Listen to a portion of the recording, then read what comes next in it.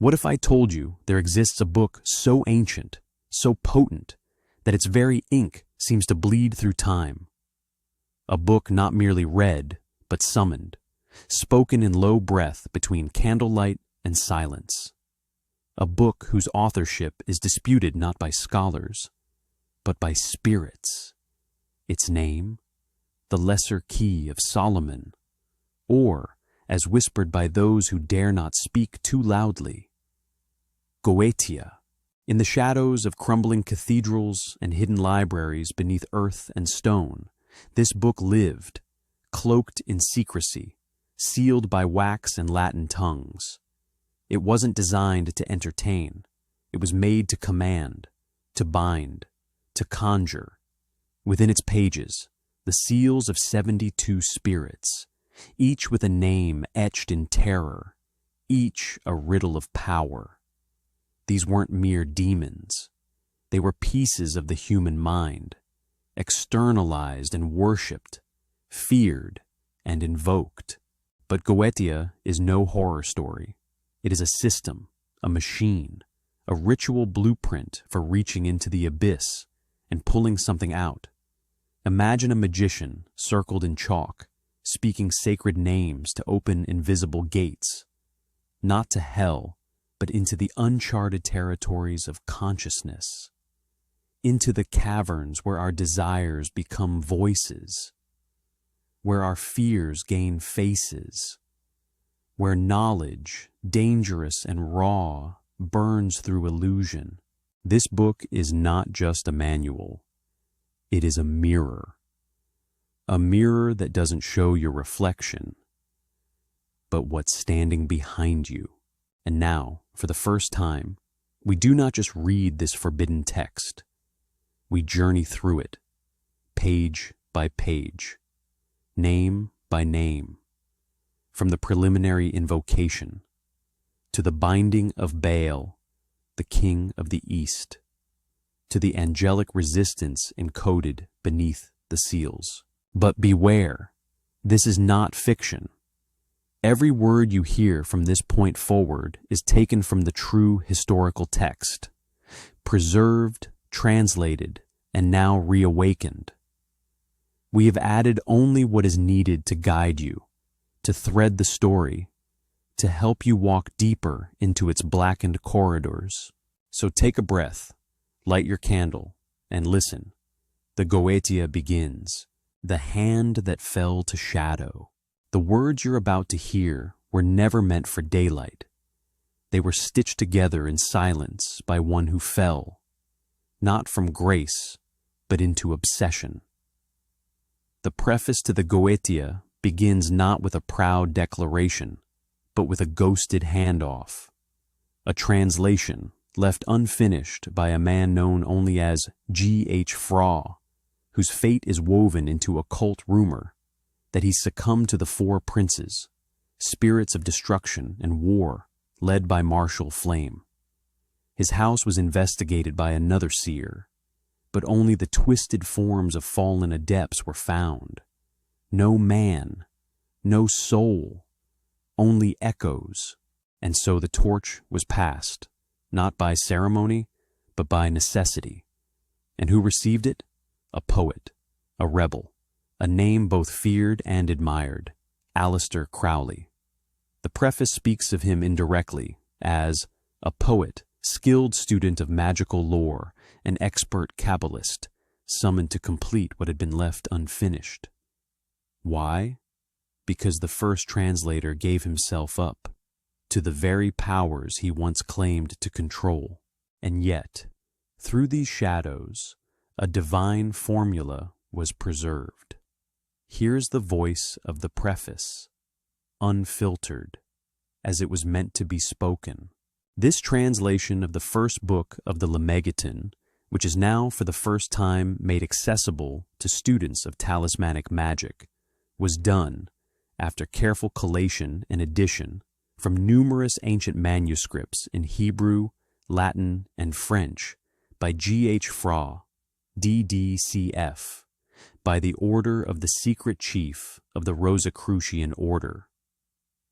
The G.H. Fra Having succumbed unhappily to the assaults of the four great princes, it seemed expedient that the work should be brought to its conclusion by another hand.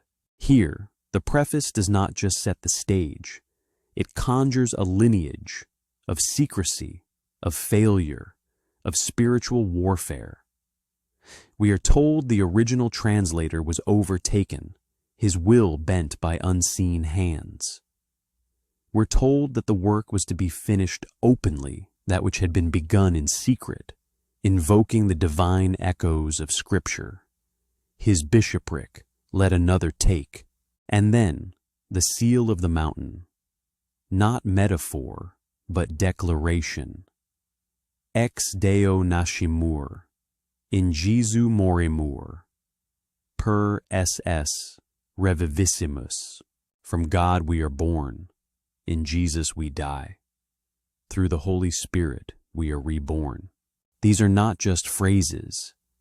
They are incantations of rebirth, the claim that through sacred death, wisdom may rise again, even from corruption, even from fallen hands.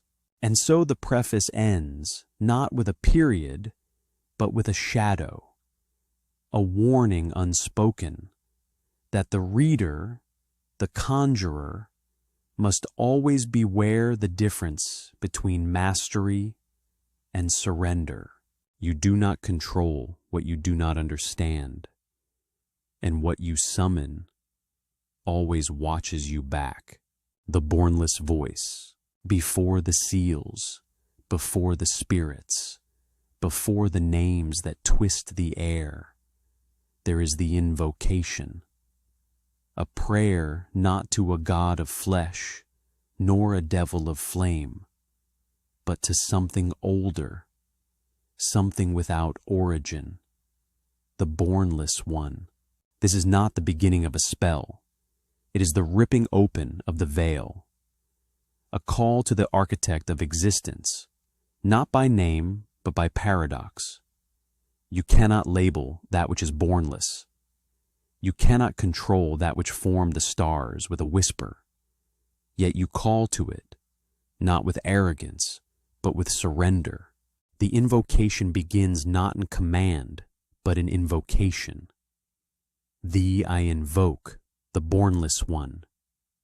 Thee that didst create the earth and the heavens. Thee that didst create the night and the day. Thee that didst create the darkness and the light. Already duality dissolves, light and dark, day and night, heaven and earth, all forged by the same source. Osoronofris, it calls him, an ancient utterance, a name not of form, but of function. This being is not seen by men, not understood by mind. It is the force behind separation, the will behind all opposites. Then the speaker declares their lineage, not of blood, but of mystery. I am Moshe, thy prophet, unto whom thou didst commit thy mysteries. This is not Moses of the burning bush. This is the magician identifying himself as an inheritor of sacred burden, the one to whom divine rituals, the ceremonies of Israel, have been entrusted. It is the voice of authority not given by men, but by the Bornless itself. The words begin to rise now, like flames licking the edge of space. Hear me, Ar, Thiau, Ribet, Athalaberseth, A, Blatha, Abeu, Ebeu, Phi. These are not words. These are vibrations. Power wrapped in syllables. Names that call not to understanding, but to resonance. They pass through the mouth like fire through incense, meant not to inform, but to invoke. And then the command turns outward. Make all spirits subject unto me. This is the heart of it. The invocation is not begging. It is aligning. aligning the self with the force that holds dominion over every element, spirit of air, of fire, of earth, of water. It names them all: firmament, ether, land, sea. All are to bow. Then, with terrible power, the speaker calls the void itself. I invoke thee, the terrible and invisible God, who dwellest in the void place of the spirit. The voice becomes a storm. Names pour like thunder: Aropagorobras, Sotho, Maridam, Afnia, Abrasar, each name a doorway, each syllable a strike against the walls of silence. This is the Lord of the gods. This is the Lord of the universe. This is he whom the winds fear.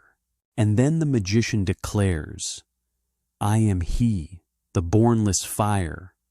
I am he who hates that evil should be wrought in the world. I am he whose mouth ever flameth.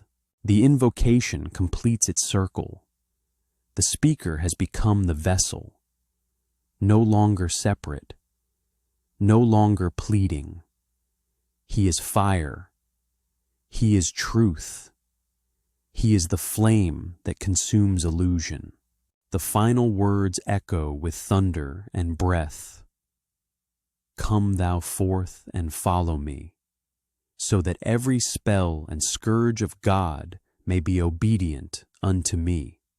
Such are the words. This is not mere preparation. This is transformation. The magician is no longer calling. He has become the call. The echoes behind the mirror. It begins not with ritual, but ridicule. The initiated magician, speaking with sly amusement, addresses the common critic, the one who scoffs, who dismisses Goetia as childish fantasy. And yet, he speaks not to argue, but to unmask. Because to those who truly walk the path of magic, mockery from the ignorant is not insult. It is confirmation. The section opens like this. It is loftily amusing to the student of magical literature who is not quite a fool, and rare is such a combination, to note the criticism directed by the Philistine against the citadel of his science. A jab, yes, but also a warning. Most who read the Goetia see only shadow puppets. They discard it like folklore, like bedtime stories for disturbed minds. But the initiated magician knows better. He does not see demons. He sees reflections. He continues. Even when we learn that the Bible, by a profound and minute study of the text, may be forced to yield up Kabbalistic arcana of cosmic scope and importance, we are too often slow to apply a similar restorative to the companion volume. In other words, if you can mine divine code from sacred scripture, why dismiss this darker twin? Is not the Goetia also a mirror of the human soul? Then the veil lifts further. He confesses something blasphemous to the mundane mind, but essential to the true initiate. I am not concerned to deny the objective reality of all magical phenomena. If they are illusions, they are at least as real as many unquestioned facts of daily life. Here, illusion is not falsehood.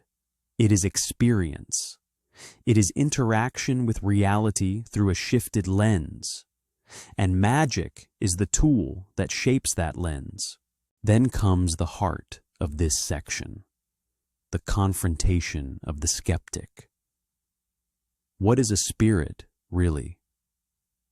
The magician answers not with mysticism, but with psychology. The spirits of the Goetia are portions of the human brain. Let that sink in. These demons, these lords, these kings of shadow and flame, they are not summoned from outside. They are projected, extracted, pulled from deep caverns of the subconscious where fear, brilliance, desire, and destruction dwell.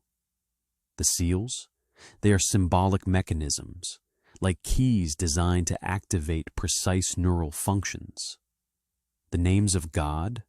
Vibrations engineered to reshape the magician's own consciousness. This is not belief, it is experiment. The ceremonial ritual is not superstition, it is surgery of the psyche. Let us pause and listen to the 6 doors of the operation. Sight, the circle, triangle, vessels, lamps. Sound, the invocations. Smell, the perfumes. Taste, the sacraments. Touch, the tools and implements. Mind, the integration of all senses into focused meaning. Each sense is a needle, each ritual element, a thread. And through repetition, focus, and belief, not in dogma, but in effect, the mind opens, and something steps through. He warns, though, that not all are ready. Magic can heal, but it can also harm. One may rise into ecstasy, or plunge into madness. So for all other phenomena, there is no effect which is truly and necessarily miraculous. It is not about magic that defies the universe. It is about magic that understands it. And so, the initiated magician closes his commentary with a mirror, not of mystery, but of medicine. Our ceremonial magic finds down, then, to a series of minute, though of course empirical, physiological experiments. To invoke a spirit is to confront the self. To bind a demon is to gain mastery over your own impulses. To speak the names is to command the mirror. The uninitiated may laugh, but those who truly dare to practice, they do not laugh. They listen, the science that whispers. Before the demons, before the circle, before the incantations and the candles, we are given a definition, not a poetic one, a surgical one. Magic, it says, is not illusion, not trickery, not even worship. It is the highest, most absolute, and most divine knowledge of natural philosophy, sharpened into precision by the inward and occult virtue of things. Listen to that again, slowly. Magic is natural philosophy, perfected. It is knowledge honed so deeply, so silently, that it goes beyond science and touches the invisible threads behind matter. It is not the breaking of nature's laws. It is their mastery, their anticipation. The text continues. True agents being applied to proper patience, strange and admirable effects will thereby be produced. This is not mysticism. This is chemistry of the soul. When the right force meets the right form, something beyond understanding occurs. Something marvelous, something feared. And that is why, the text explains, magicians are not merely conjurers. They are diligent searchers into nature. Scientists, philosophers, mystics, all fused into one. Not blind worshippers of demons, but conductors of ancient forces that most fear to even name. Then comes the first defensive wall, the separation between two paths. On one side, natural magic, the divine philosophical path of light and knowledge. On the other, diabolical magic, the path of corruption, deception, and loss. The voice of the manuscript offers the example of Apollonius Tyaneus, a magician who through natural magic performed wonders, not by pact with devils, but by perfect knowledge of cause and effect. The text warns us, the degeneration of magic is not because of the art itself, but its abusers. This noble science often degenerateth, and from true philosophy turneth unto nigromancy. Nigromancy, the art of calling up spirits of the dead, often corrupted into what we now call necromancy, a path tainted by the temptations of Satan. But that seduction, the manuscript insists, comes from the weakness of men, not the wickedness of the craft. Then, with elegance and clarity, the text reveals something profound. The fraternity of the Rosicrucians thought it not fit to style themselves magicians, but rather philosophers. Here's the golden thread. True magic is not spectacle, it is wisdom. And the wise do not call themselves masters of spirits. They call themselves seekers of truth. Finally, we are introduced to the larger structure, a map of the Goetia.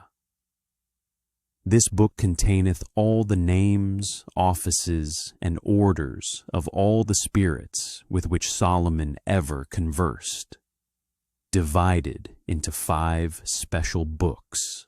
The breakdown is clear, and each part more mysterious than the last. The Goetia, the book of evil spirits, bound and used by Solomon for worldly power. The Theurgia Goetia, spirits of the air, neither fully evil nor fully good. The Pauline art, spirits assigned to the hours, signs, and planetary degrees. The Almadel of Solomon, spirits that govern the 4 altitudes of the heavens. The Ars Nova, orations and divine prayers, revealed to Solomon by the angel Michael through claps of thunder. Each part unfolds like a layer of the universe, from the deepest shadows to the most blinding heights. Evil spirits, aerial messengers, zodiacal governors, celestial rulers, and finally, the divine voice itself. This is not a book, it is a ladder, and every rung you climb, you move from corruption toward communion, from chaos toward coronation. But beware, each step upward passes through forces darker than the last. And now, with this foundation carved, the descent begins.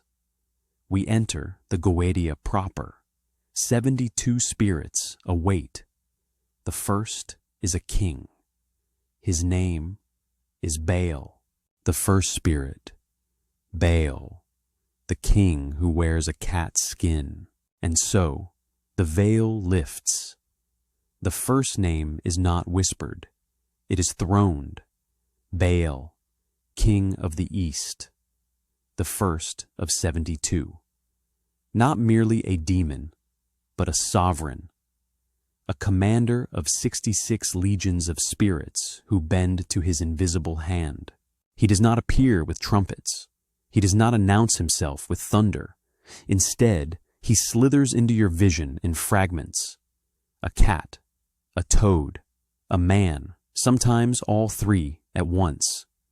To see Bael is to glimpse a being caught mid-transformation, flickering between animal, human, and something neither.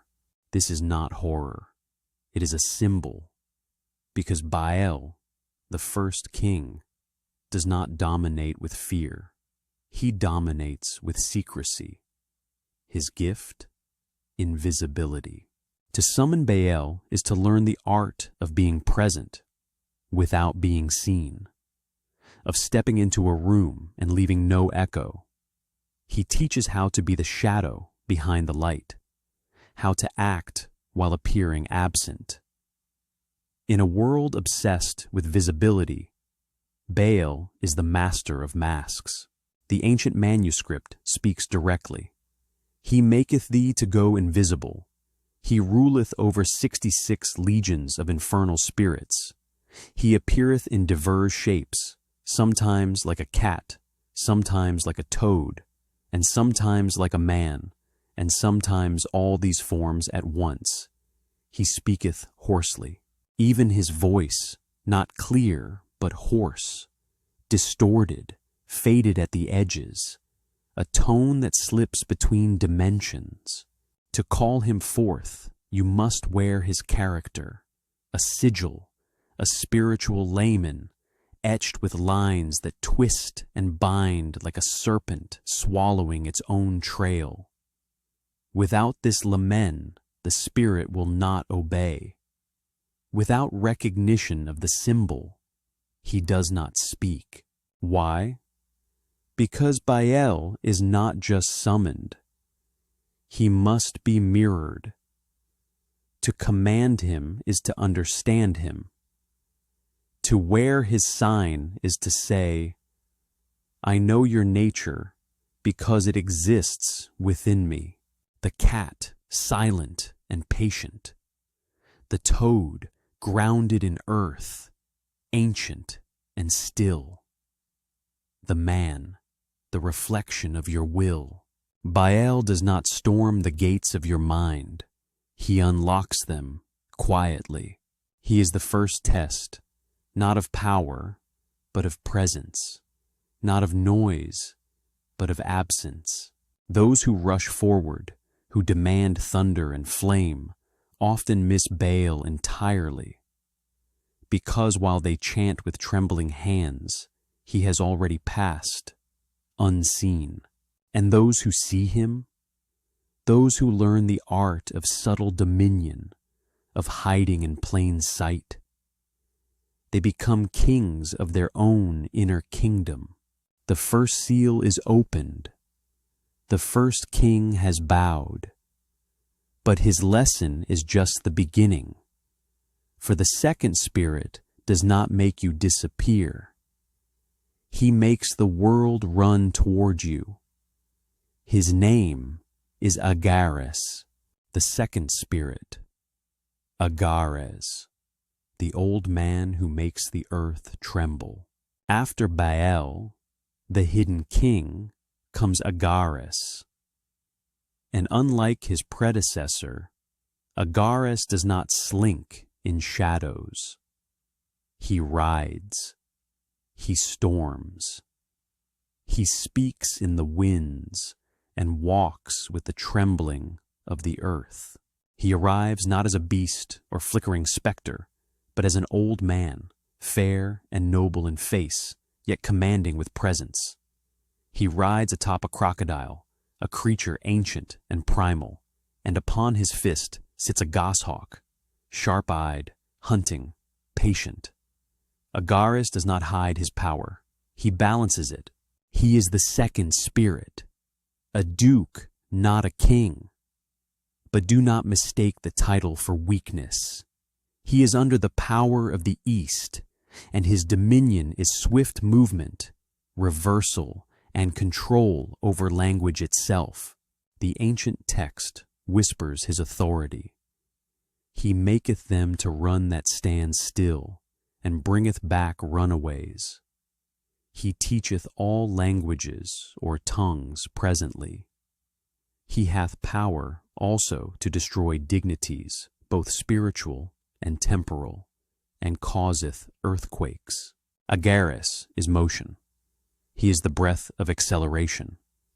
He can cause you to run forward when you've been stuck for years, or bring back what has fled from your life. Purpose, people, fortune. He is the architect of reversals, the spirit who shifts timelines with a whisper, and yet his greatest gift is the one most overlooked, language. To summon AGARES is to command the tongues of the world, to speak, translate, and comprehend. He offers more than speech. He offers understanding. For the magician, that's not just convenience, it is dominion. Language is the first magic. The word is the first spell.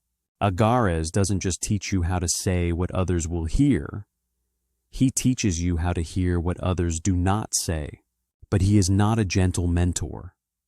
He is a trembler of the earth, a breaker of pride. He hath power also to destroy dignities, both spiritual and temporal. He tears down titles, shatters thrones, dismantles false crowns, not just in the world, but within your soul. To summon AGARES is to invite the crumbling of illusion, of status, of hollow power. He makes you humble, so you may rise whole. He once belonged to the order of virtues, the heavenly choir of strength and action. And though he has fallen, that echo still remains in him, like a fire that burns beneath centuries of ash. His army, 31 legions, his seal, a mark of swift power, to be worn as a lamen upon the chest when invoking him. Without it, he will not serve. To conjure AGARES is to seek change, fast, fluent, and fierce. But be warned. What you ask to return, he may bring back in unexpected ways. What you ask to move forward, he may push with such force that you lose your footing. He obeys, but he does not soften. He is the wind that knocks down doors, the voice that returns what you thought lost. And as he passes, the ground beneath you may tremble. But your soul, it begins to speak. And now, as the dust settles behind the crocodile's crawl, a new spirit slithers forward, not to teach, but to reveal. He is called Vassago, and he sees everything you have forgotten. The third spirit, Vassago, the whisperer of the lost. Not all spirits arrive with fire. Some come in silence, in the soft murmur of forgotten memories, in the echo that stirs just before sleep. Vassago is such a spirit. He does not command, he does not conquer, he remembers. He is the third spirit, a prince, and though mighty in rank, he wears a mantle of mystery. Unlike the others, the text describes him as a spirit of a good nature, a rare phrase in a book of shadows. For Vassago does not bring destruction or confusion. He brings discovery. His purpose? To declare things past and to come, and to discover all things hid or lost. Let that settle. This spirit does not deal in power or passion. He deals in memory, in truth, in recovery, whether it be a lost object, a forgotten moment, or a buried part of your soul. Vassago reveals it, not with thunder, but with patience, like unearthing a relic buried beneath layers of time. He is not the storm. He is the archaeologist of the self. Imagine standing in a dark library, abandoned and infinite, each book a memory, each shelf a year of your life. Most are covered in dust, unreachable.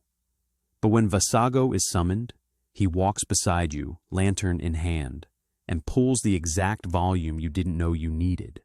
A name, a symbol, a wound, a truth.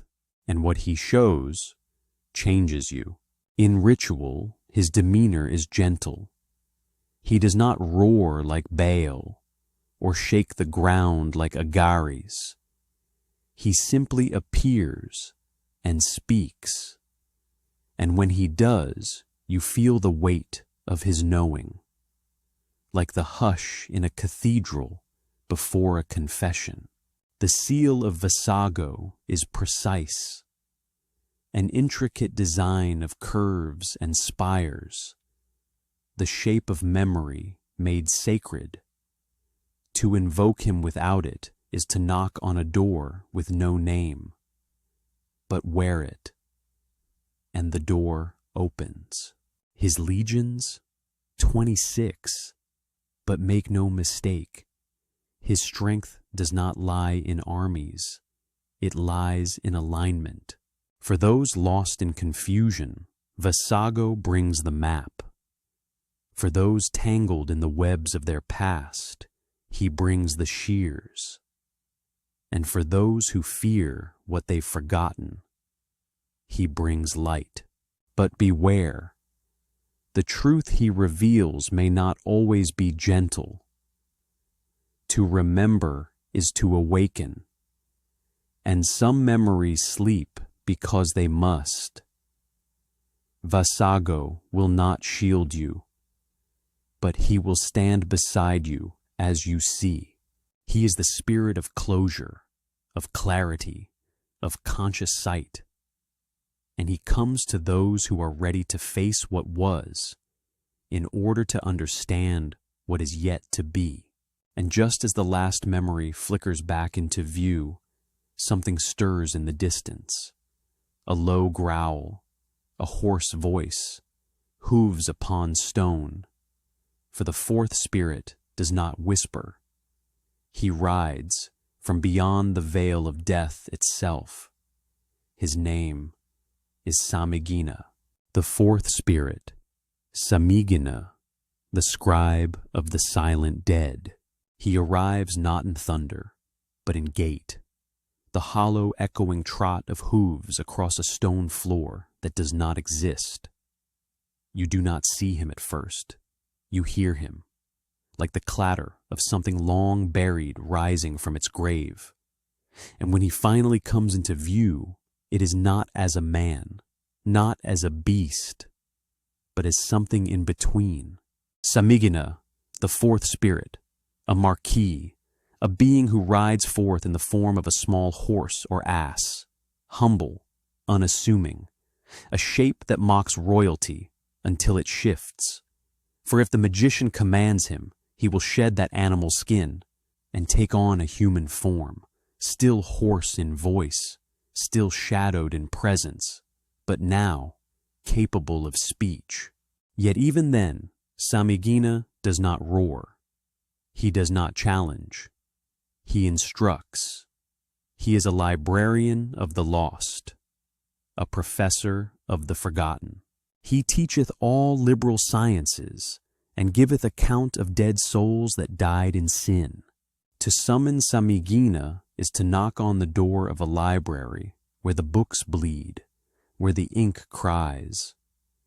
He holds not just knowledge, but judgment. His words carry the weight of those who died before their redemption, souls who wandered off the path, who never found absolution. He does not comfort, he catalogues. He speaks of what was lost, not just in memory, like Vassago, but in spirit. Of those who once breathed, once prayed, once fell, and who now linger, nameless and restless. If you seek to understand what lies beyond the veil, if you wish to read the scrolls of the condemned, or interpret the regrets etched into the bones of the forgotten, SAMIGINA is your guide. He rules over 30 legions of inferiors, a host of spirits who do not scream. They witness, they document, they remember. His seal is unique.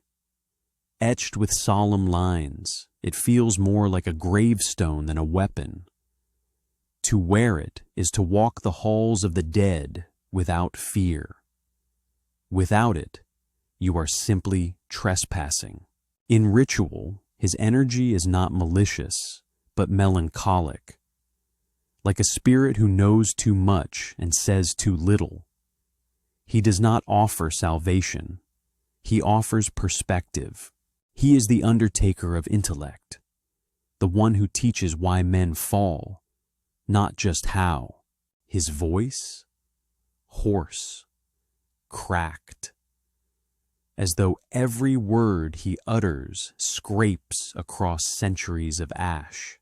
And yet, those who listen, who dare to learn from the dead, leave with more than knowledge. They leave with weight, because to summon SAMIGINA is to carry stories that no one else dares tell. He does not seek followers, he seeks witnesses. And as his form dissolves back into hoofbeats and breathless shadow, the next gate opens. A lion paces within it.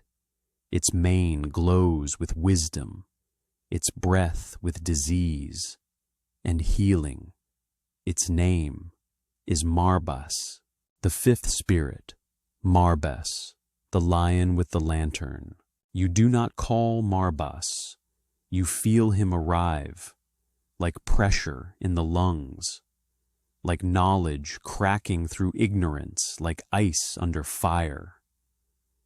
He enters not in silence, but in truth.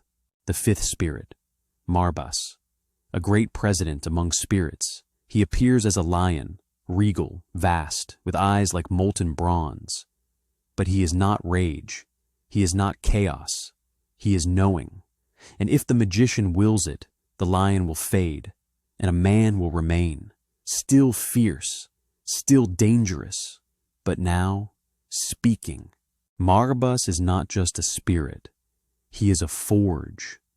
He takes broken pieces of knowledge, of flesh, of belief, and reforges them in fire, not for comfort, but for clarity. His domain, both destruction and creation. He answereth truly of things hidden or secret. He causeth diseases and cureth them. Let that settle in your blood. He gives sickness. He gives healing, not arbitrarily, not as punishment, but as revelation, because Marbas understands what most fear to admit, that disease reveals what the spirit has buried. To summon Marbas is to ask a terrifying question. What in me must be broken in order to be restored? He is the lion that tears open the illusion, only so the light can flood in. But he does more than whisper of hidden wounds. He offers transformation, not just of body, but of form. He can change men into other shapes. This is not fantasy. This is metaphor made manifest. He doesn't just teach shape-shifting in flesh. He shifts identity. He breaks masks, destroys the false selves, or if you command him, creates new ones. A spirit of mystery and mechanics, Marbas is also master of the practical. He giveth great wisdom and knowledge in mechanical arts, architecture, engineering, systems of structure and control, both in the physical world and within the framework of thought. Those who build, seek him. Those who repair, invoke him. But make no mistake, Marbas is not your servant. He is your mirror. You ask for healing. He may show you the root rot within your spirit. You ask for strength. He may strip you first of weakness you didn't know you clung to. He does not flatter. He clarifies. He governs 36 legions, and unlike others, they do not descend screaming. They observe, like surgeons, like engineers of the invisible. His seal is sharp, geometric, almost surgical. It feels more like a schematic than a summoning. Wear it upon your breast, and you say to him, I am not afraid to be undone. Those who summon Marbas and expect a lion's roar may be disappointed. He does not roar. He reveals. He does not protect from pain. He shows you how to become the one who can endure it. And once he has spoken, once he has bled your truth into light, he does not stay. He vanishes, and something darker approaches. Not a lion, but a beast with an ass's head, bellowing in the dark. He tempts, he steals. He smiles when you lie to yourself. His name is Valifor, the sixth spirit. Valifor, the thief with a golden smile. Some spirits knock, some enter uninvited. And then there is Valifor, who is already inside before you even notice he's arrived. The sixth spirit, Valifor, a mighty duke among spirits. He appears as a lion, but not the noble, flaming-eyed lion of Marbas. No, Valifor's form is corrupted, twisted. He bears the head of an ass, bellowing with a hollow sound that echoes like a laugh behind a locked vault. There is humor in him, but not the kind that warms, the kind that waits, the kind that knows you'll betray yourself. And only then will he act, for Valifor is not just a demon of form, he is a demon of temptation. He is a good familiar, but tempteth them. He is a familiar of to steal. There it is, his duality. He offers loyalty. He will serve, guide, protect. But in his presence, you will feel the pull. To take, to cheat, to lie. Not because he commands you, but because he whispers just enough doubt to make you think you were always going to do it anyway. Valifor doesn't force your hand. He merely opens your pockets. And this is his genius. Because those who summon him for a familiar, for companionship, for power, quickly learn that to hold Valifor's leash is to tie a noose around your own impulse. But he offers more than mischief. He is a master of the long game. Those who learn to resist his influence, who wear his seal and do not succumb to the flicker of temptation, find themselves blessed with a spirit whose loyalty is unmatched. For Valifor does not admire obedience. He admires strength of will. To resist stealing under his influence is to win his respect, and once earned, his gifts unfold. He is the perfect familiar, stealthy, clever, cunning, and when needed, brutal. But make no mistake, his test is subtle. He will not offer you gold. He will let you see it. He will not suggest a betrayal. He will let others do it first. And then he watches. Do you take the bait, or do you outwit the trickster himself? He governs 10 legions, a smaller army than others, but every soldier under him moves like a shadow. They do not march, they infiltrate, and if you fail to control them, they learn to control you. Valifor's seal is barbed and forked, like a lockpick or a thief's grin. To wear it is to say, I walk with cunning, but I do not serve it, because Valifor will serve, but never without watching for your moment of weakness. He is not your enemy, he is your test. Pass it, and you have the loyalty of a shadow that moves faster than light. Fail, and you'll find your own desires quietly robbing you blind. And as his form slinks back into the darkness, laughing, always laughing, a howl splits the silence. The next spirit emerges with flames from his mouth, a serpent tail behind him, teeth of a dog, eyes like a raven. His name is Aemon, the seventh spirit. Aemon, the fire between friends. He does not creep, he erupts, not with speed, but with pressure. as though the earth itself exhales, and he rises through the cracks. Aemon, the seventh spirit, a marquis in the hierarchy of hell, great in power and most stern. He is no trickster, no seducer. He is a furnace. And when you summon him, you summon the fire that lies between love and war. He appears like a wolf with a serpent's tail, and from his mouth pours flame. But that is not his only shape. If commanded, and only then, he transforms into a man with raven's head, or a human face twisted with dog's teeth, depending on how he's approached. There is no single face of Aemon, because Aemon is the spirit of conflict, but not chaos, emotion, the unspoken tension, the sharp word, the heated silence. He does not create war. He reveals the simmering war already within you. He telleth all things past and to come. He procureth feuds and reconcileth controversies between friends. That is his power and his paradox.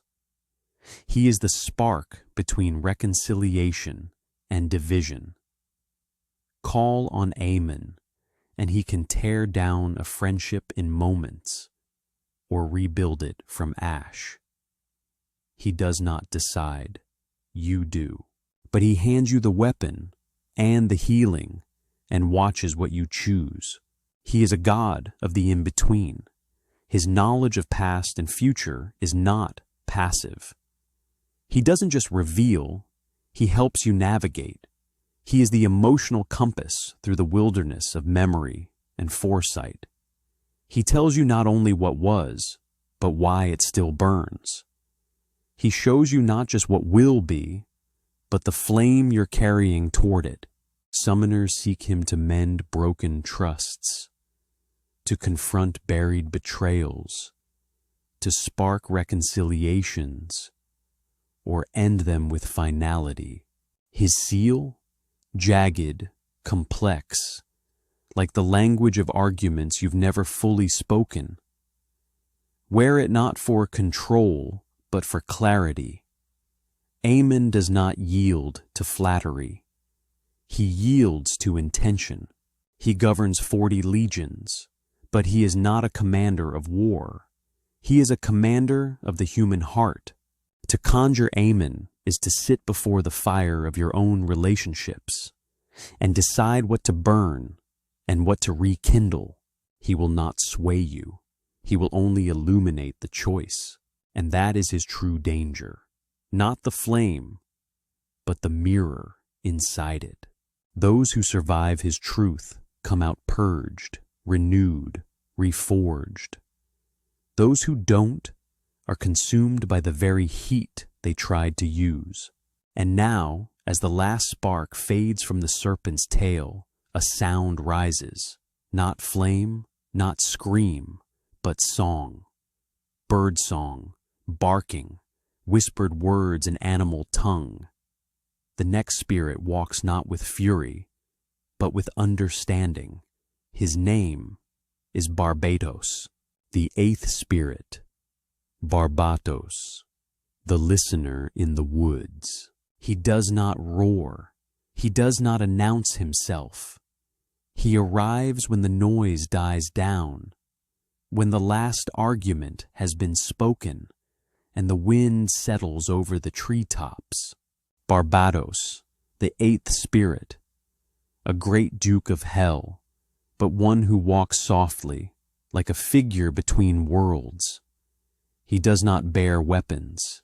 He bears understanding. He comes when the sun enters Sagittarius, bringing with him 4 noble kings and their vast companies, not in armor, but in silence, not in flame, but in stillness. To summon Barbatos is not to open a gate. It is to walk into a forest of sound and begin to hear the things you've always missed. He giveth understanding of the singing of birds, and of the voices of other creatures, such as the barking of dogs.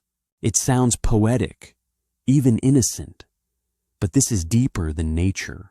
Barbados teaches the language beneath the language, not just what birds sing, but what your intuition whispers. Not just what the dog barks, but what your fear tries to say when you ignore it. He makes the natural world articulate. He translates intuition into instruction. But he is no mere animal whisperer. He is also a breaker of spells. He breaketh the hidden treasures open that have been laid by the enchantments of magicians. This is the other side of Barbatos, the unbinder. He finds what has been locked away, not just by others, but by your own rituals, your own emotional seals. He reveals treasures hidden by fear, by trauma, by silence, and when he speaks, it is not in commands, it is in symbols.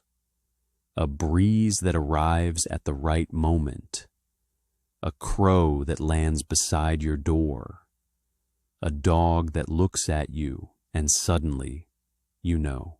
Barbados does not give answers. He teaches you how to listen for them. He is of the order of virtues, retaining part of that celestial rank even after his fall. This gives him a rare balance between divine and demonic, between light and shadow. He is not here to fight. He is here to interpret. His seal is ancient, interwoven, like tree roots wrapped around truth. To wear it is to say, I am ready to hear what cannot be spoken.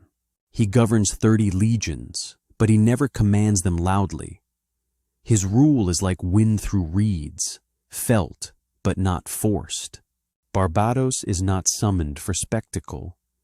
He is summoned when you are ready to stop speaking and finally listen. Because when you understand the voice of the world around you, you begin to understand the voice within. And as his footsteps fade into the underbrush, the next spirit arrives, not through nature, but through majesty. He does not whisper. He rides, trumpets blare, cymbals crash, and at the center of it all sits a crowned king atop a dromedary. His name is Paimon, the 9th spirit. Paimon, the king who rides the wind. You do not summon Paimon. You announce him. You herald his name with fanfare, incense, and trembling hands. For when he comes, he does not slither or crawl or whisper in corners. He arrives in splendor, crowned, radiant, and deafening. Paimon, the 9th spirit, a great king, powerful, loyal, and terrifying. He does not walk. He rides upon a dromedary, a creature of the desert, and before him surge spirits like men, playing trumpets, cymbals, and strange instruments from forgotten lands. His presence is a parade of the supernatural. The manuscript says, He appeareth in the form of a man sitting upon a dromedary with a most glorious crown upon his head. There goeth before him also an host of spirits, like men with trumpets and well-sounding cymbals.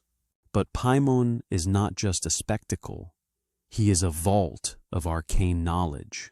This spirit can teach all arts and sciences and other secret things. He can discover unto thee what the earth is, and what holdeth it up in the waters, and what the mind is, and where it is. He teaches everything, from the architecture of the world to the invisible contours of the soul. He tells you what the mind is, what the earth rests upon, what it means to be conscious. To summon Paimon is to ask questions so vast they feel illegal to utter. He is not a casual spirit. He is a threshold. One must be prepared, body, soul, and voice. Because Paimon does not speak quietly, he roars. He hath a great voice, and roareth at his first coming, and his speech is such that the magician cannot well understand unless he can compel him. Even his words come cloaked in mystery. You must compel him, not through violence, but through ritual precision and authority. Without it, you will stand before a king and understand nothing. But once mastered, he becomes loyal beyond measure. He giveth dignity and confirmeth the same. He bindeth or maketh any man subject unto the magician, if he so desire it. He giveth good familiars, and such as can teach all arts. He can elevate you, not just in spirit, but in society. He offers influence, control, and the tools to sustain it. But only if you are worthy. He commands 200 legions, some from the order of angels, others from the order of potentates. His court is immense, regal, and sometimes dangerous. If summoned alone, Paimon requires offering. Otherwise, he may not respond favorably. His loyal lieutenants, Bael and Abalim, often accompany him, commanding additional spirits. They will not act unless compelled. His seal is complex, majestic, like a royal decree encoded in symbols. Without it worn as a lamen, Paimon does not serve. He reigns. There is no room for weakness in his presence. He teaches everything, but tolerates nothing. Paimon is the spirit of command, of knowledge beyond permission, of power earned only through discipline. To call him is to step into a classroom of flame and gold, to hear secrets that shift the spine, to become master or kneel. And as the last echo of his trumpet fades and the sand beneath the dromedary cools, a new wind stirs. A wind filled not with kingship, but with healing. A healer, a philosopher, a walker between flesh and root. His name is Buer, the 10th spirit. Buer, the healer who walks in circles. The trumpets of Paimon fade. The crown disappears into dust. And in the space left behind, where power once thundered, Buer arrives. Not with fire, not with fear, but with wisdom. The 10th spirit, a great president among the spirits, but he does not rule with dominion. He guides with understanding. He appears when the sun enters Sagittarius, the sign of the philosopher, the seeker. And so, it is said, this is also the time when Buer takes form. A creature of paradox, some say he moves sideways, in a circle of legs radiating like a wheel, not monstrous, not grotesque, symbolic. Because Buer is not a being you watch, he is a lesson you must follow. He teacheth philosophy, both moral and natural, and the logic art. He is the professor of the invisible classroom, the voice in the forest that turns your gaze inward. His subject is balance, not of good and evil, but of mind and matter. He teaches how the body echoes the soul, how every emotion is a chemical, and every wound is a metaphor. But he does not only teach, he healeth all distempers in man. Buer is the spirit of restoration. Summon him when the body falters, yes, but more importantly, when the soul forgets itself. When anxiety overwhelms, when rage clouds, when apathy sets in like rot, he is the one who comes with herbs, with clarity, with the map back to yourself. He is the physician of thought, but even he does not work alone. He giveth good familiars. These are not demons of war or seduction. These are spirits of assistance, gentle ones. They help where you cannot see. They guide when your hands shake. In the silent rituals of healing, they carry the tools. His seal, clean, harmonious, like a sacred diagram of plant roots and thought branches intertwined. Wear it across your chest not to demand his service, but to invite his presence. For Buer does not serve those who dominate. He serves those who are ready to learn. He governs 50 legions, a rare number, not overwhelmingly vast, not a private guard, enough to serve in precision, in layers of healing, across mind, memory, and flesh. Those who summon Buer must come not with weapons, but with questions. Not, how do I destroy? But, how do I restore what I let die in myself? And he will answer, gently, thoroughly, in circles, until you understand. For his teachings are not linear. They spiral. They bring you back to the same point, changed. That is his secret. That is his path. And as he fades, not in smoke, but in the rustle of leaves and the calming pulse of the blood, another presence sharpens. A figure approaches with answers not of healing, but of revelation. He sees all that has passed, all that is, and all that will be. He does not soothe. He proclaims. His name is Gusian, the 11th spirit. Gushan, the mouth of truth. He does not wait for silence. He does not ease into the room. Gusian arrives like a verdict, clear, swift, undeniable. The 11th spirit. A strong duke, wrapped not in flame or feather, but in certainty. To summon Gusian is to open the doors of fate, and to ask it to speak plainly. His appearance is strange. He appeareth like a Xenopolis. The text offers little else. Some say it means he resembles a monk, others a scribe, others still a creature forgotten by time. But the truth? It doesn't matter what form he takes.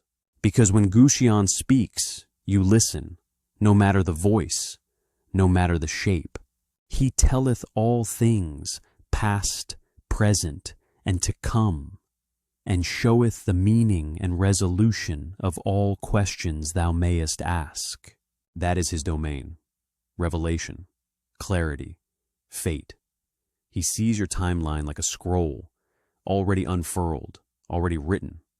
You ask, and he does not hesitate.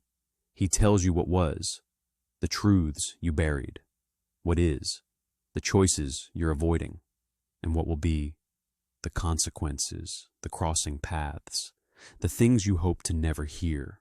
But it is not prophecy for the sake of spectacle. It is direction.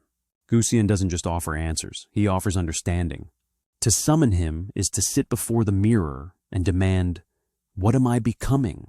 And he will show you, with no embellishment, no comfort, just truth.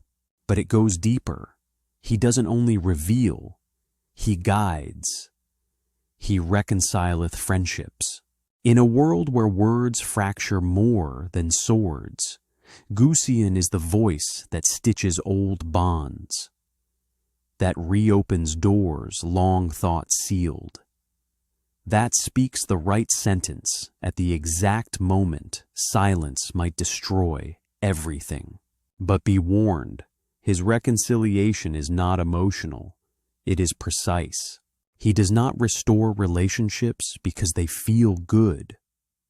He restores them because they are meant to exist. Or he reveals why they must end. Goetia's wisdom is surgical. He cuts away illusion with words. He doesn't charm, he clarifies. His seal is symmetrical, almost mathematical, like a symbol carved into the floor of time. To wear it is to declare, I do not fear the truth. He governs 40 legions, and each spirit under him carries echoes of language, of insight, of prophecy. But only he speaks the full sentence. Only he gives the truth complete. There is no ritual more dangerous than asking the universe to stop hiding from you. And yet, that is what Goetia offers, and demands in return only one thing: the courage to listen. Because the truth changes everything. As his voice dissolves into silence, the air sharpens, not with fear, but with the precision of a blade. The next spirit approaches not with fire or music, but with war. His name is Citri, and he does not ask.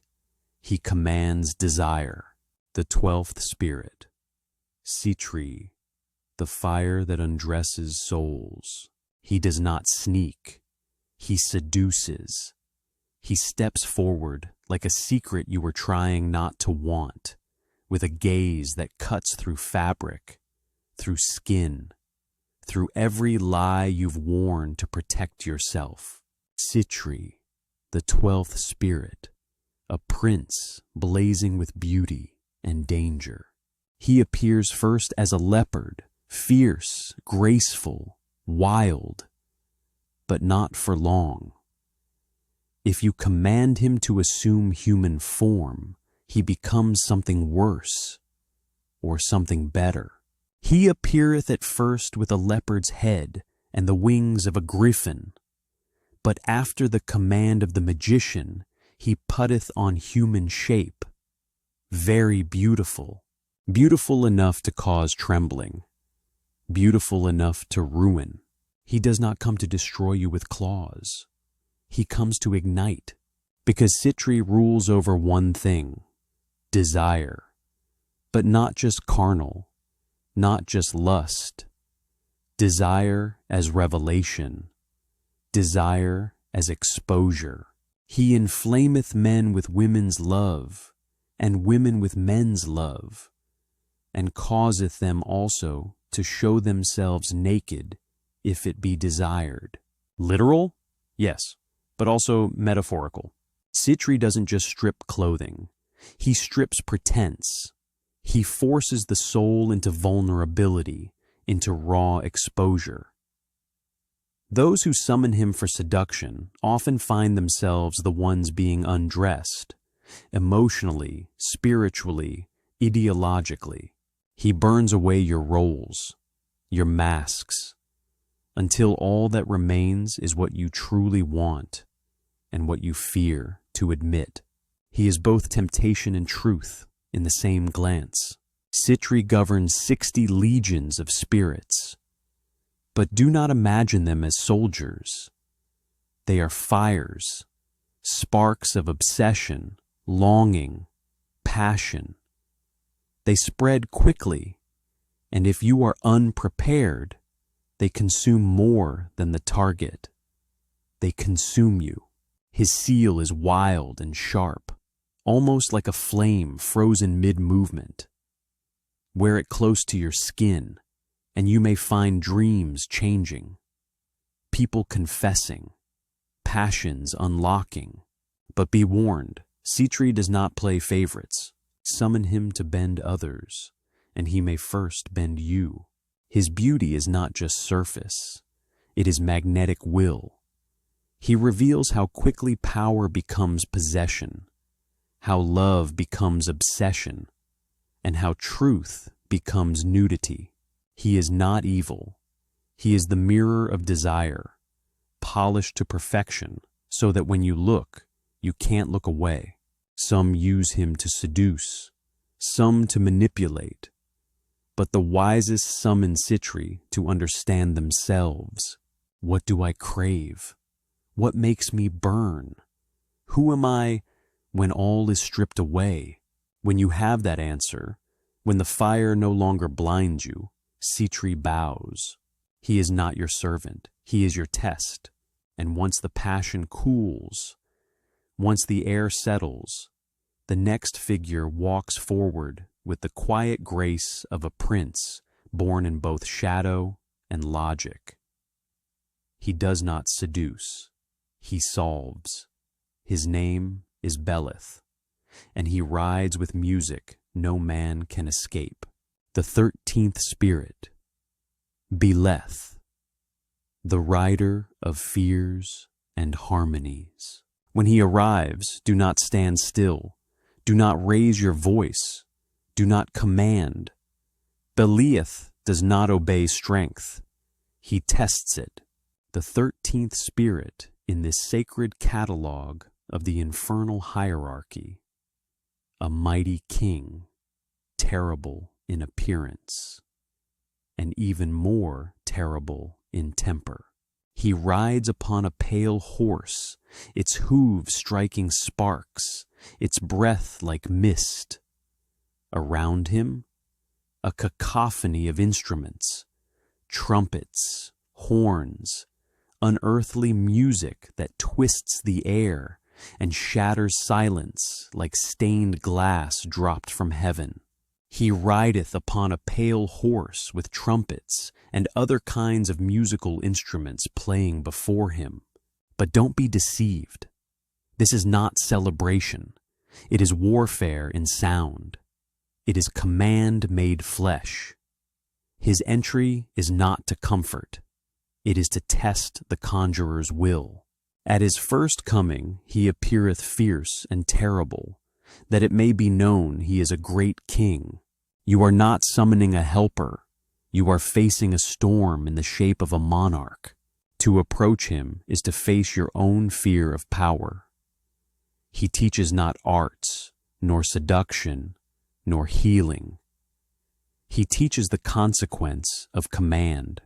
Because if you are weak, if you doubt, if your circle falters or your words stumble, Belith will sense it, and he will not tolerate it. But if the magician holdeth up his right hand and his cap or headdress, he will draw nigh obediently. This is no mere ritual. It is a test of composure under terror. Will you flinch when the walls shake? Will you speak your will through the roar of divine music? Can you meet the gaze of a king who knows exactly what you're pretending not to feel? Only then, only if you hold firm, will Belith speak. And what he offers is unity. He brings together what has been divided, lovers torn apart, voices lost in the crowd, purposes broken by doubt. He causeth love between man and woman, not through trickery, but through commanded harmony, through intention. His gift is the power to orchestrate connection, to bring two frequencies back into resonance. He teaches not love's feeling, but love's structure. He is the architect of union, in spirit, in purpose, in realm. Belith commands 85 legions of spirits, and they do not wander. They march. His army is disciplined, orderly, not chaotic like some. Each spirit a note in a composition of power. His seal is bold, royal, angular like a fortress of thought. Wear it not for emotional warmth, but for iron discipline in relationship.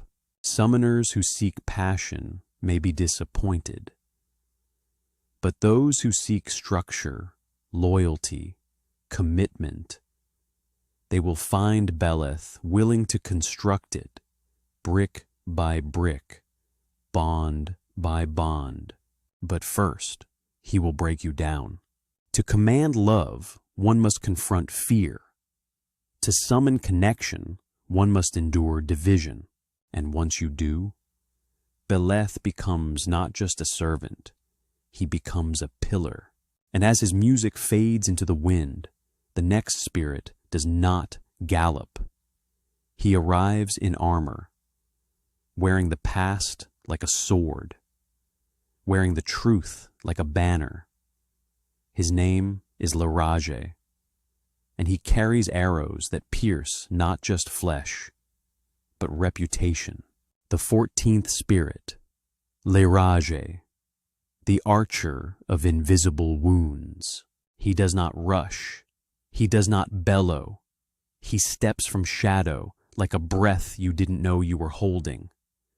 Green cloaked, bow in hand, quiver silent but full.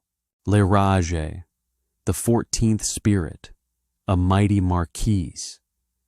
He is not a spirit of cities, nor cathedrals, nor fire.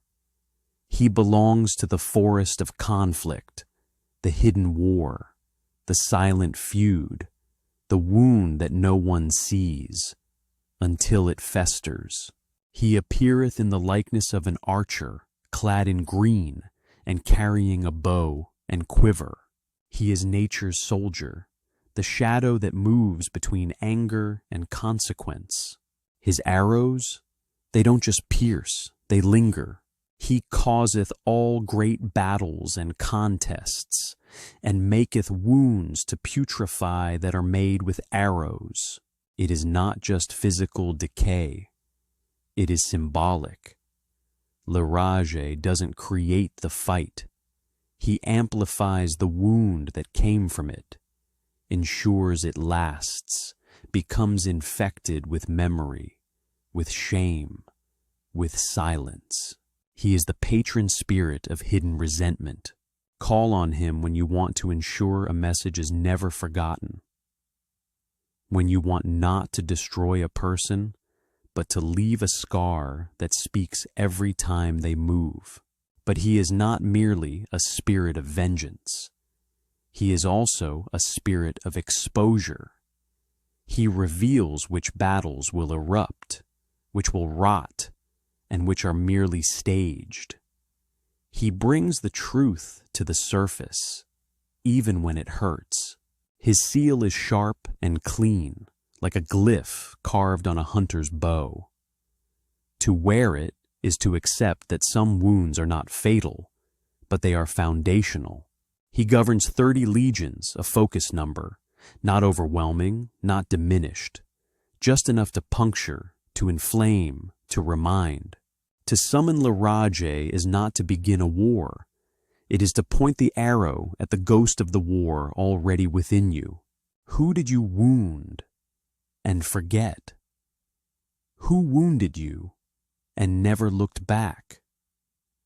Where are your arrows still buried? In others, in yourself?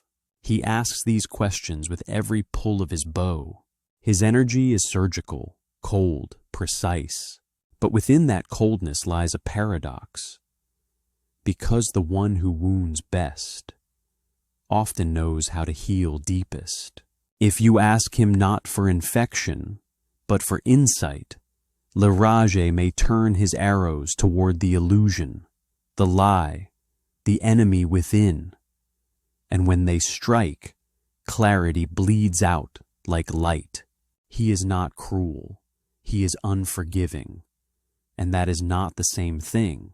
As he retreats, quiver quiet, cloak rustling like wind through the trees, the next spirit does not walk in silence.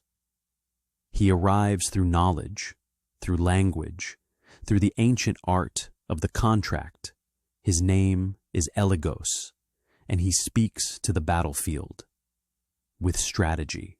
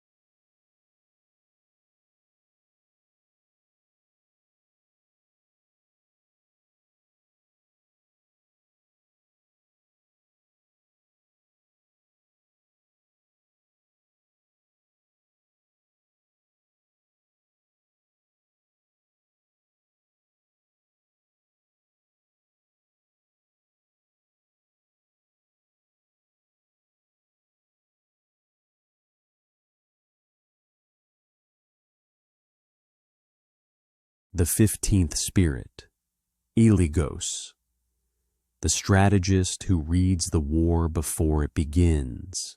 The air changes, not colder, not hotter, just smarter. He does not leap from flame nor whisper from shadows. Eligos emerges like a chess master stepping into a battlefield already drawn, where every piece has already moved, even if you don't know it yet. The 15th spirit, a great duke, cloaked not in fear, but in foresight. He arrives upon a great horse, commanding attention not with rage, but with focus. And in his hands, a scepter and a serpent. He appeareth in the form of a handsome knight, carrying a lance, an ensign, and a serpent. Each symbol matters, the lance for offense, the ensign for allegiance, the serpent for hidden knowledge and coiled potential. Eligos does not fight battles blindly. He predicts them. He discovereth hidden things, and knoweth things to come concerning wars, and how the soldiers will or shall meet. This is not just military insight. It is life strategy. Eligos is the spirit of knowing which path leads to peace and which ends in blood, long before the blade is drawn. He is the one generals whisper to in their dreams, the reason some leaders seem always 2 steps ahead. To summon him is to place your life, your plan, your choices on a war table, and to ask, where will I fall? Where can I win? But there's more. He causeth the love of lords and great persons. Eligos understands allies. He doesn't just predict conflict. He orchestrates diplomacy. He creates ties between power centers, alliances that alter fates. He is not just a tactician. He is a political engineer. Summon him when you face impossible odds, not to fight them, but to outthink them. When you need not just power, but precision. His seal is elegant, a tangle of thought, like a battle plan encrypted in symbol. Wearing it doesn't make you a warrior. It makes you a commander of timing. Eligos governs 60 legions, each like an invisible advisor whispering, now, wait, strike, or retreat. They do not scream. They analyze. Do not approach Eligos if you seek fury. Approach him if you seek calculated influence. the kind that bends kingdoms without drawing blood, the kind that wins wars before they're even declared. He does not grant power blindly. He hands you the map and dares you to understand it.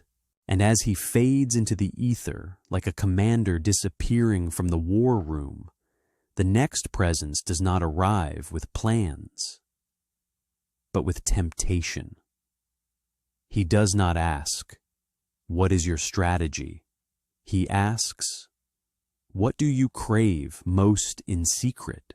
His name is Zapar, and he brings not conquest of nations, but conquest of the heart, the 16th spirit, Zapar, the cloaked twin of love and deception. He does not roar, he does not announce. Zapar arrives like a whisper behind your neck, warm breath, soft steps, the echo of a name you swore you'd forgotten. The 16th spirit, a great duke, crimson cloaked, and dangerous only if misunderstood. He appeareth in red apparel and armor like a soldier. He is not flamboyant, not loud, but unmistakable. The red he wears is not just the color of battle. It's the color of blood, the flush of desire, the heat of impulse. He is war and seduction sewn into one garment. But his battlefield is not external. It is you. Zapar governs not armies, but attraction, and he does so with terrifying precision. His office is to cause women to love men, and to bring them together in love. Simple? No. Because Zapar does not craft affection, he manipulates it. He engineers longing. He carves out need from beneath the surface and presents it as a gift. His influence doesn't feel like magic. It feels like destiny. That's the trap. The love he stirs may not last. He also maketh them barren. His love is not always fertile, neither literally nor emotionally. It is love that consumes, that burns bright, then turns to ash. Zapar teaches the truth of what happens when we seek connection to fill a void rather than honor a wholeness. He exposes obsession disguised as romance, possession disguised as passion. He is not cruel, but he mirrors your hunger and amplifies it. To summon Zapar is to ask, "What am I willing to sacrifice to feel wanted?" Because he will give you what you crave, but take something you never realized you needed in return. His seal is clean, sharp, like the edge of a letter unopened, like a kiss never meant to last. Wearing it does not make you a lover. It makes you a dealer in emotional gravity.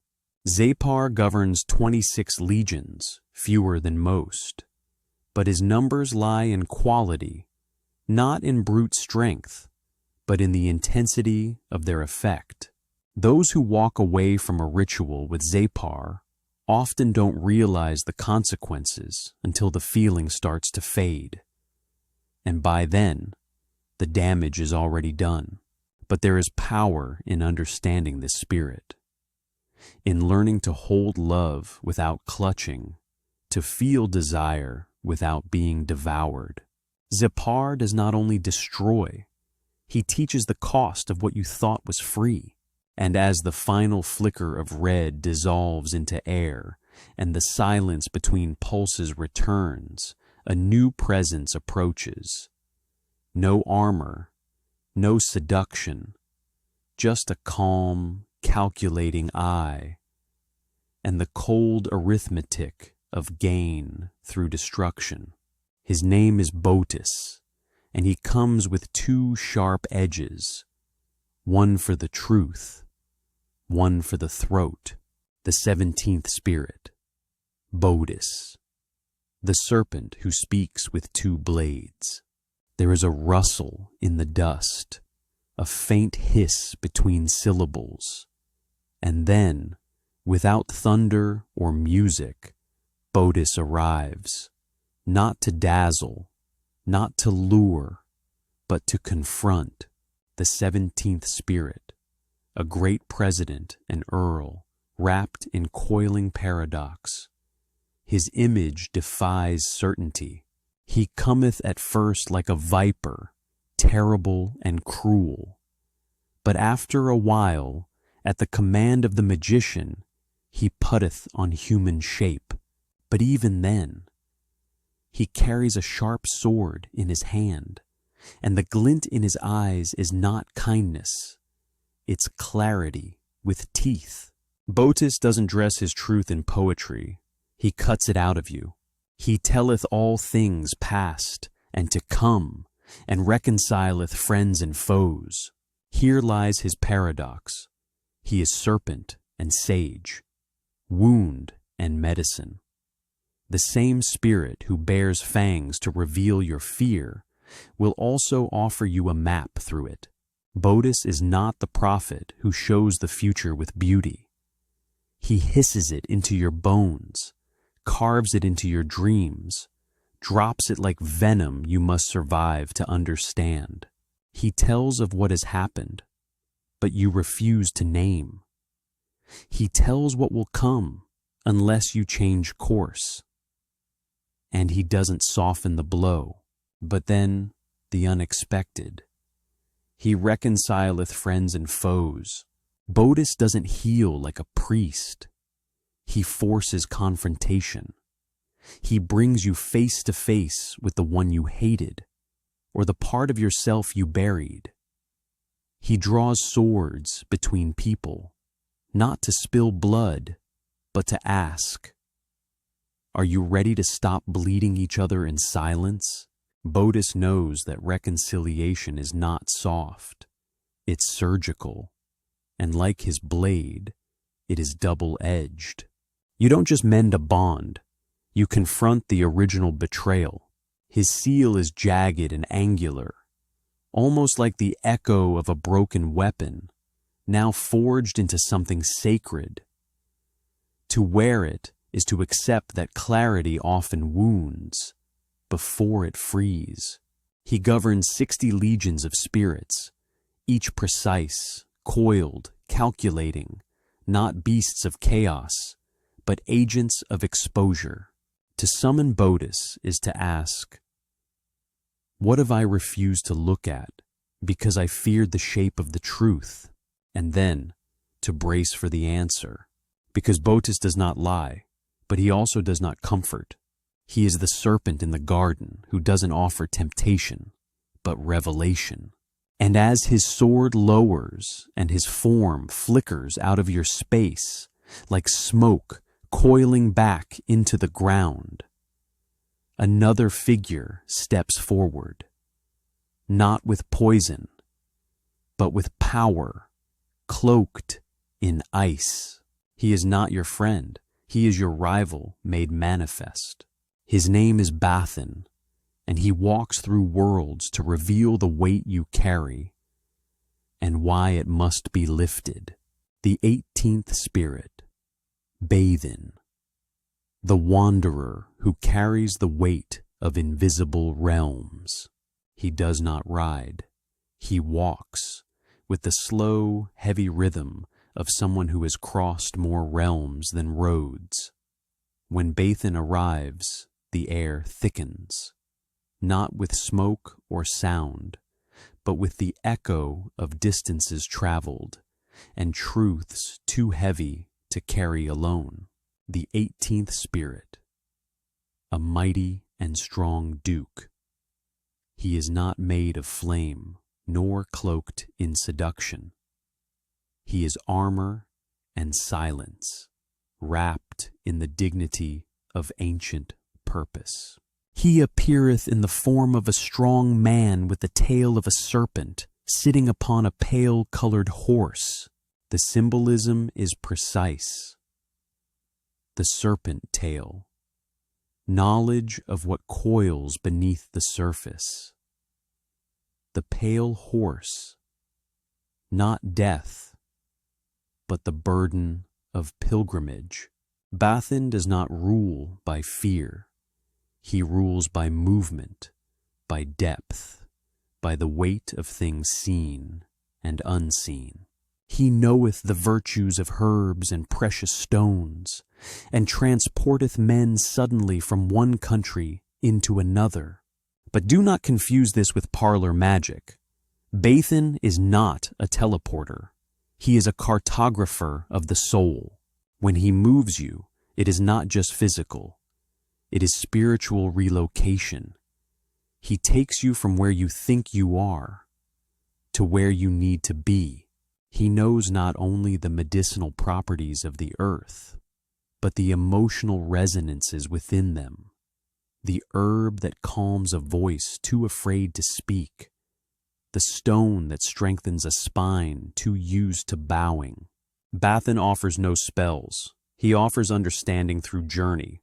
He governs 30 legions, not vast, but precise, each one an emissary of terrain, transition, and transcendence. Those who summon Bathin often expect shortcuts, but Bathin does not grant easy paths. He shows you what must be walked. He reminds you that transformation requires transit, that to become who you must be, you may have to leave behind what you have always known. His seal reflects this beautifully, looping lines, intersecting arcs like a map etched in starlight, where each curve whispers, "There is more than this. Walk." He is the patron of the traveler, not of tourists, but of those who seek the edge of the known. To call on Bathin is to admit, "I am stuck. Show me where I must go, within and beyond." And he will, but the price is movement, the shedding of old places, old fears, old masks.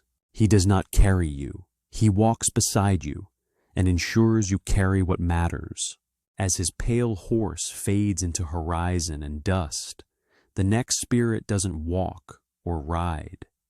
He builds. He speaks not in riddles, but in walls, towers, and truths made visible. His name is Salos, and he brings not journey, but union. The 19th spirit, Salos, the bridge builder in the armor of love. When Salos appears, you may expect steel. You may expect command, a soldier's gaze, a warrior's hand, and you would not be wrong. But what you won't expect is that behind the armor, he carries a rose, the 19th spirit, a mighty and great duke, clothed in contradiction, a warrior of affection, a general of union, a diplomat in cuirass. He appeareth in the form of a gallant soldier, riding upon a crocodile, and wearing a ducal crown, peaceful in manner. That word, peaceful, don't let it slip past. For Salos, peace is not the absence of war. It is a strategy. The crocodile he rides is not for battle. It is a symbol of ancient knowledge, the primal waters of emotion tamed beneath his will. He moves not through conquest, but through compassion weaponized. He causeth the love of women to men, and of men to women. But again, this is no crude charm. This is the alchemy of alignment. Salos does not force love. He opens gates between people who were separated by pride, pain, miscommunication, or time. He whispers the truths you didn't know how to say, and the patience to hear them returned. Salos teaches the architecture of attraction. He does not rely on chaos. He uses order, the kind of order that understands timing, tone, and tenderness. To summon him is to say, "Help me build what I ruined. Help me bridge what I broke." He governs 30 legions of spirits, all of whom walk in disciplined cadence, not with blades, but with vows. They do not conquer, they connect. His seal is elegant, balanced, like the sketch of a promise made in the dirt before battle.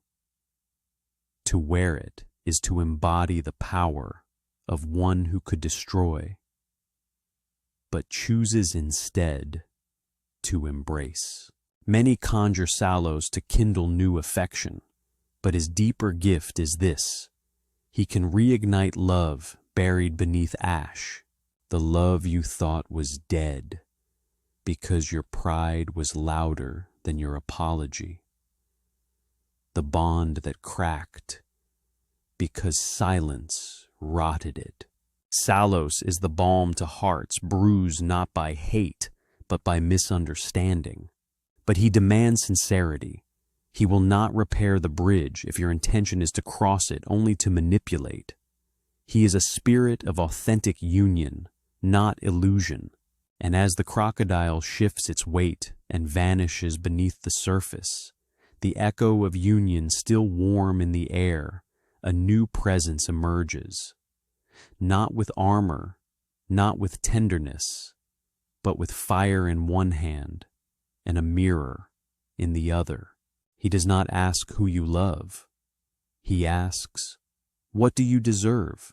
His name is Person, and he does not unite, he purifies.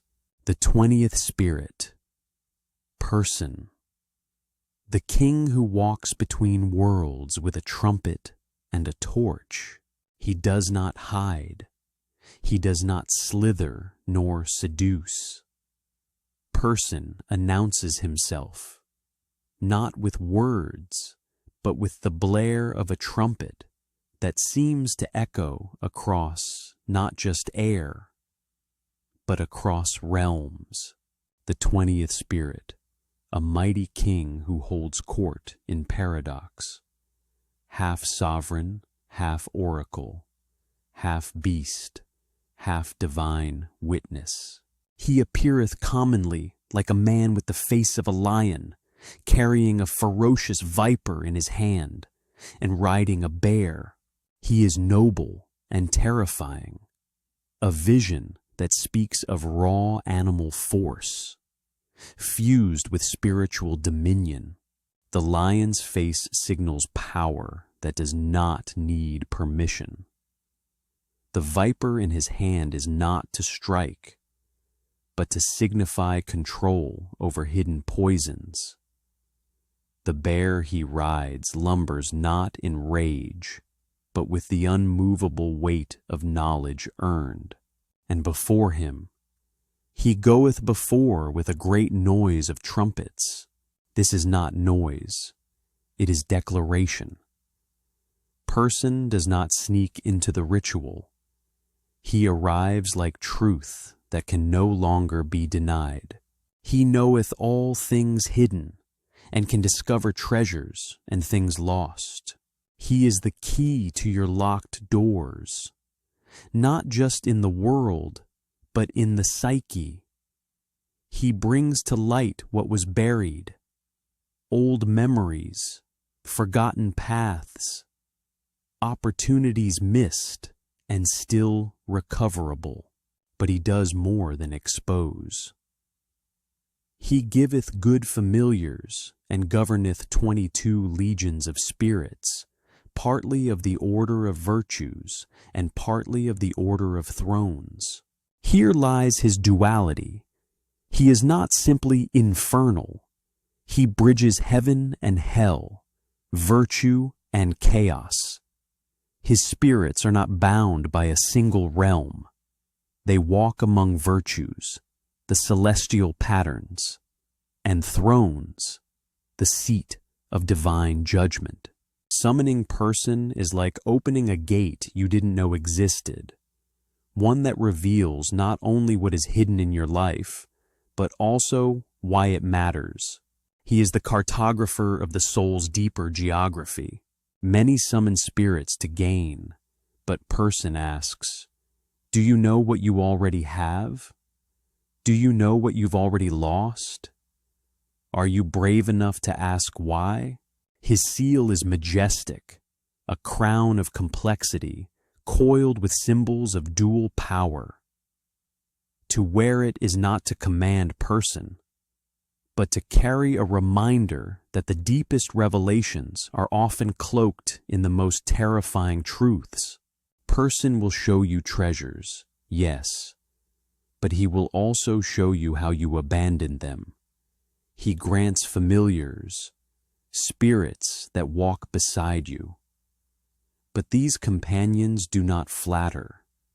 They guide, they correct, they challenge. To invite person is to declare, I am ready to see what I have hidden from myself. And once you do, the trumpet does not fall silent. It simply leads the way forward toward the next spirit who does not ride a beast or bear a viper, but who carries the staff of action and the sword of decision. His name is Marax, and he does not expose your path. He teaches you how to walk it. The 21st spirit, Marax, the tutor of the cosmic mechanism. He does not arrive with fire. He does not ride thunder or shimmer with gold. When Marax steps forth, the world feels suddenly structured, like every star just snapped into place, like chaos just remembered its geometry. The 21st spirit, a great earl and president, regal without arrogance, strict without cruelty. His presence is not loud, but it carries the weight of a library made of stars. He appeareth like a great bull with a man's face, a sacred duality. The bull, symbol of earthly force, unyielding momentum, grounded reality. The human face, symbol of mind, will, and inquiry. Marax is the intersection between power and purpose. He is a good familiar and can make men knowing in astronomy and all other liberal sciences. He is not a brute. He is a professor of the invisible. Astronomy is not just the study of stars. It is the map of fate drawn in flame. And Marax reads it fluently. But more than that, he teaches you to read your own orbit, to understand not only how planets move, but how you do, your emotions, your failures, your genius, your gravity. He awakens the scholar within the seeker, not the seeker of random trivia, but of the deep mechanisms that move reality. His teachings don't feel like enchantment. They feel like someone finally explained why everything makes sense and how you can use that to your advantage. Marax doesn't simply hand you power. He hands you the formula, the blueprint, the law behind the curtain. He giveth good familiars. This matters. He grants guides, not minions, spirits who do not obey without question, but aid through education. They whisper not spells, but strategies. He governs 30 legions, not of soldiers, but of architects of reality, spirits who hold the schematics of things long before they are built.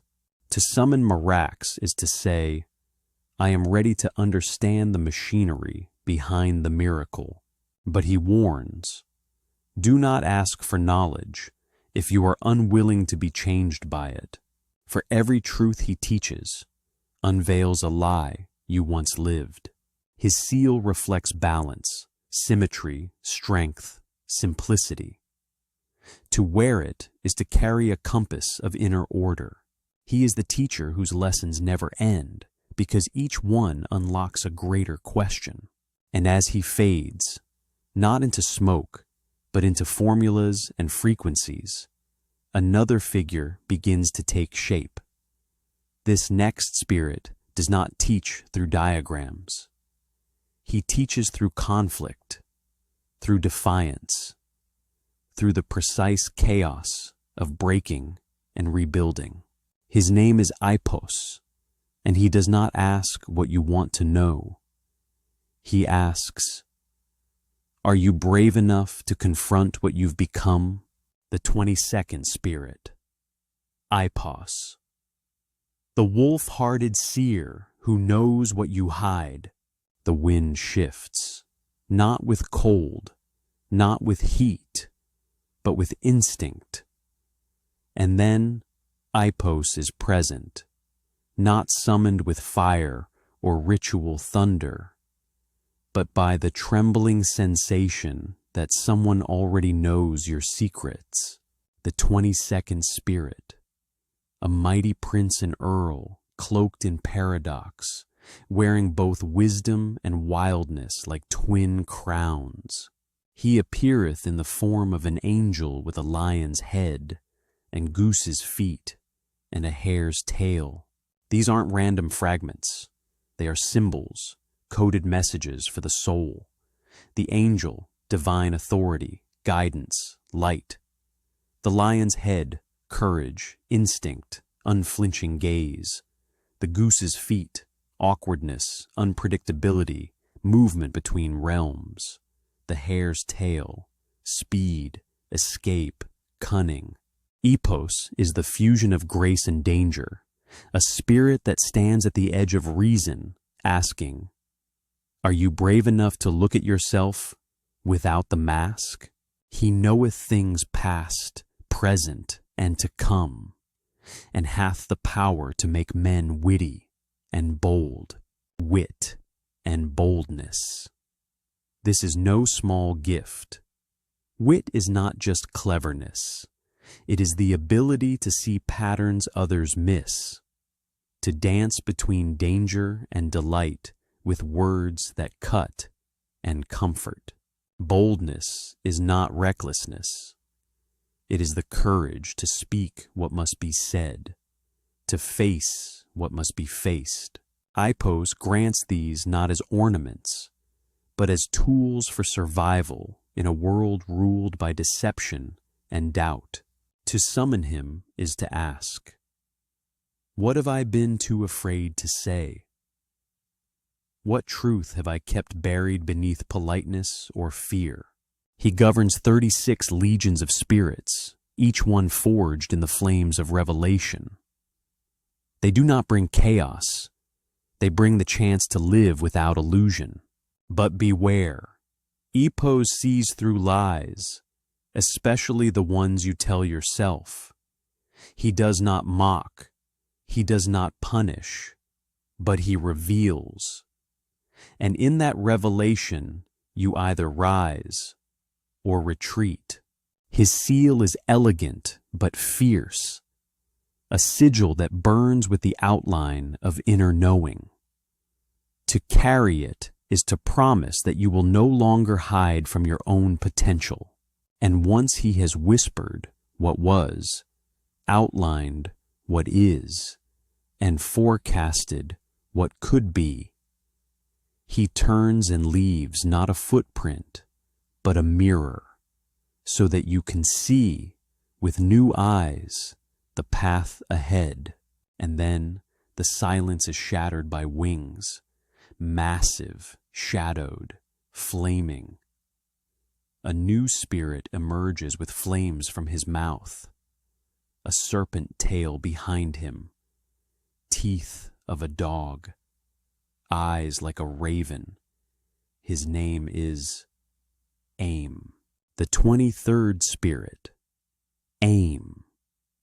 The three-headed flame that burns away false destinies. He does not walk, he erupts, not with speed, but with pressure, as though the earth itself exhales, and he rises through the cracks. Aim, the 23rd spirit, a great and strong duke, forged in fire and function, a being of purpose far more dangerous than chaos. He appeareth in the form of a very handsome man with 3 heads, the first like a serpent, the second like a man having 2 stars on his forehead, and the third like a calf. This is no random monstrosity. These heads are roles: the serpent, knowledge, temptation, silent mastery of forbidden wisdom; the man with stars, divine authority, cosmic insight, the burning intellect of the initiated; the calf, sacrifice, purity corrupted, the reminder that all power comes at a price.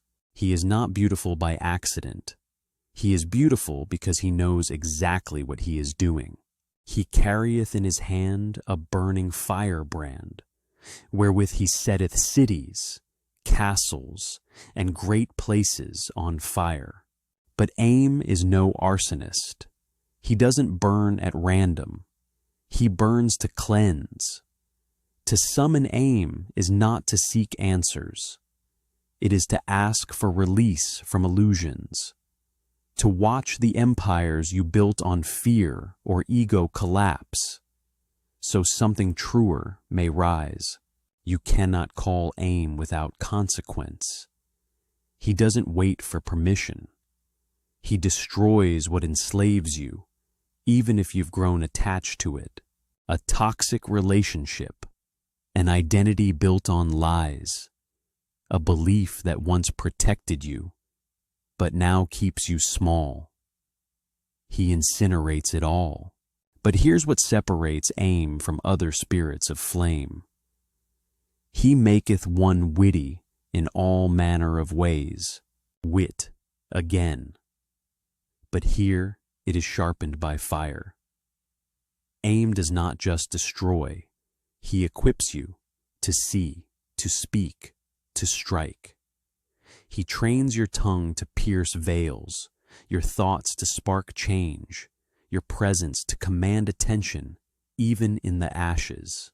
He governs 26 legions, a tight army of precision burners, each one a torch in human form, designed to obliterate stagnation. His seal is jagged yet symmetrical, like a sigil burned into the earth by divine lightning. To wear it is to accept the pact. I will let go of what no longer serves me, no matter how long I've clung to it. And when the fire fades, when the smoke clears, Aim doesn't linger. He leaves as suddenly as he came, but what remains is the space, the clearing, a blank field, ready for new foundations. And from that scorched horizon, a shadow forms, not one of destruction, but of diplomacy, curiosity, and cunning insight. He does not burn, he questions. His name is Nabarius, the 24th spirit, Nabarius, the black hound who speaks in silver tongues. He doesn't arrive with fire. He arrives with a voice, a sound so smooth, so precise, so commanding, that even your own thoughts begin to feel like they're following his rhythm. Nabarius is not loud, but once he speaks, you cannot forget him. The 24th spirit, a valiant marquis, clothed in shadow, yet walking with elegance and assurance. He appeareth in the form of a black crane fluttering about the circle, and when he speaketh, it is with a hoarse voice. But in many texts, he is depicted as a black hound with 3 heads, guarding the borders of wisdom like Cerberus, or perhaps inviting you across the threshold. His voice, hoarse, yes, but also hypnotic, a whisper that slices deeper than a scream. He maketh men cunning in all arts and sciences, but especially in rhetoric. This is the key. Rhetoric, the weapon of kings, the language of revolution, the art of saying what must be said, and getting others to believe it was their idea all along. Naberius does not hand you truth. He teaches you to shape it, to take the raw fire of conviction and cool it into words that move nations. He restoreth lost dignities and honors. This is not metaphor. If your name has been defamed, if your strength was buried beneath years of silence or humiliation, Naberius lifts you back into command, but not with armies, with language, with precision, with presence. He governs 19 legions of spirits, each trained not in brute force, but in psychological mastery. Their warfare is waged in courtrooms, in negotiations, in internal monologues. They are the architects of influence. To summon Naberius is to say, I no longer want to be misunderstood. I am ready to speak and be heard. But beware, words are not innocent. They are blades wrapped in silk, and Naberius will teach you how to wield them, not to deceive, but to command, not to manipulate, but to clarify, not to shout, but to say what must be said so clearly, so powerfully, that no one dares interrupt.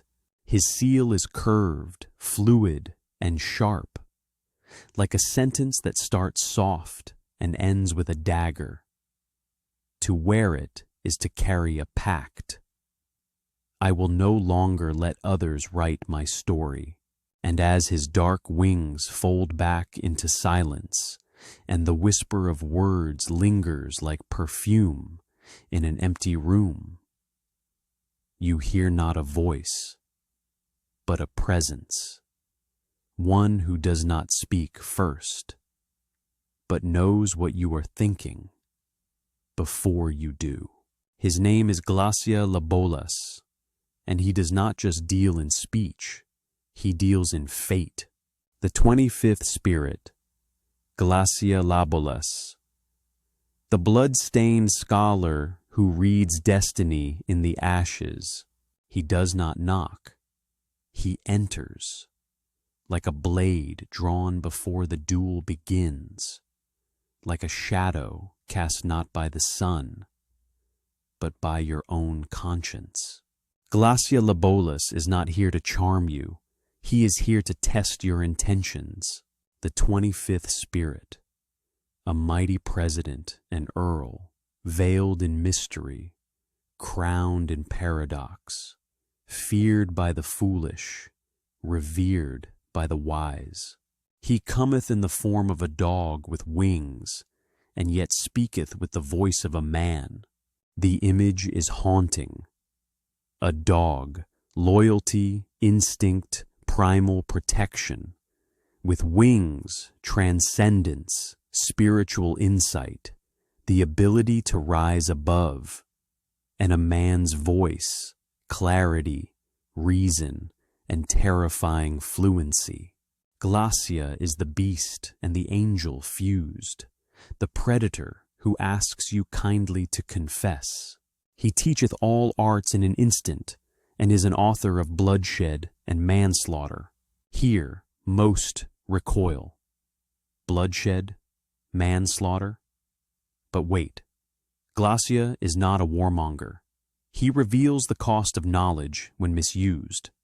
He teaches quickly, yes, but with that speed comes responsibility, and those who wield power without maturity often fall to ruin. He teacheth all things past and to come, not just future, not just prophecy, but the entire spectrum of consequence. He shows you what has been done and what it will become. He lets you see the karmic echo of action. Summoning GLASYA-LABOLAS is like pulling back the curtain on cause and effect. Suddenly, you see your choices not as isolated events, but as threads in a tapestry of fate. He gaineth the minds and love of friends and foes. This is his strangest gift. He does not force, he persuades. He reaches across hatred and makes enemies curious again. His influence is psychological alchemy. He turns resistance into rapport, not always through charm, but through a deep primal recognition. This one knows something I do not. He governs 36 legions, all composed of spirits who have walked the edge of war and wisdom. Not monsters, but keepers of power that demands reflection. His seal is jagged, ancient, like it was carved into bone or branded into memory. To carry it is to say, I am ready to learn quickly, but I accept the price of that speed. GLASYA does not coddle, he does not flatter. But if you come with a sincere heart, seeking truth rather than advantage, he will open a floodgate of knowledge faster than any spirit before him. Just be prepared for what comes with it, because the next spirit, he doesn't speak of fate. He speaks of forms, of transformation. He doesn't watch you change. He changes with you. His name is Boon, and he is the spirit who walks the cemetery, not to mourn, but to build empires from graves. The 26th spirit, Bune, the Lord of the Dead, who builds kingdoms from silence. The trumpets of Paimon fade. The crown disappears into dust. And in the space left behind, where power once thundered, Boon arrives, not with fire, not with fear, but with wisdom. The 26th spirit, a strong duke, silent and sovereign, robed in dusk and crowned in decay. But do not be deceived. He does not rule over death. He organizes it. He appeareth in the form of a dragon with 3 heads, one like a dog, one like a griffin, and one like a man. This trinity of symbols is his essence. The dog, loyalty, guardianship, the keeper of ancestral truths. The griffin, regal authority, half lion, half eagle, defender of divine treasures. The man, intellect, leadership, the voice that speaks structure into being. Bune is the architect of that which others abandon. He maketh men eloquent and wise, but his eloquence is not for small talk. It is for commanding silence, for speaking life into forgotten legacies. His wisdom is not given in puzzles. It comes as structure, order, clarity. He healeth all distempers in man. Bune is the spirit of restoration. Summon him when the body falters, yes, but more importantly, when the soul forgets itself. When anxiety overwhelms, when rage clouds, when apathy sets in like rot. He is the one who comes with herbs, with clarity, with the map back to yourself. He is the physician of thought, but even he does not work alone. He giveth good familiars. These are not demons of war or seduction. These are spirits of assistance, gentle ones. They help where you cannot see. They guide when your hands shake. In the silent rituals of healing, they carry the tools. His seal is complex and symmetrical, a glyph that suggests both a tomb and a throne. To wear it is to say, I am not afraid to inherit what others abandoned. I will make kingdoms of the discarded. People call on Bune for wealth, and yes, he provides it, but not like a thief, like an estate executor. He shows you where the gold was buried by those who forgot they ever had it. And now, as his presence begins to fade like dust returning to dust, another rises. But this one comes not from beneath. He descends from above, not to organize the dead, but to command the flames of divine rebellion. His name is Ronove, and he teaches not what is buried, but how to inspire the living. The 27th Spirit, Ronove. The smiling diplomat who whispers through walls. He does not burst in. He does not crack the earth. Instead, Ronove enters like a breeze through a keyhole, subtle, warm, and strangely persuasive. You won't even realize you're listening until you find yourself agreeing. The 27th Spirit. A great marquis and earl, not dressed in thunder or flame, but in the elegance of influence. He appeareth in the form of a monster, but his monstrosity is symbolic, not of terror, but of complexity. He is the fusion of charm and command, the monstrous intelligence that knows how to move kings without lifting a sword. He teacheth the art of rhetoric very well. That's the first key. Ronove doesn't manipulate. He refines. He shapes your raw thoughts into silver blades. He trains your tongue like a weapon, but one wrapped in velvet. This is not flattery. It is strategy.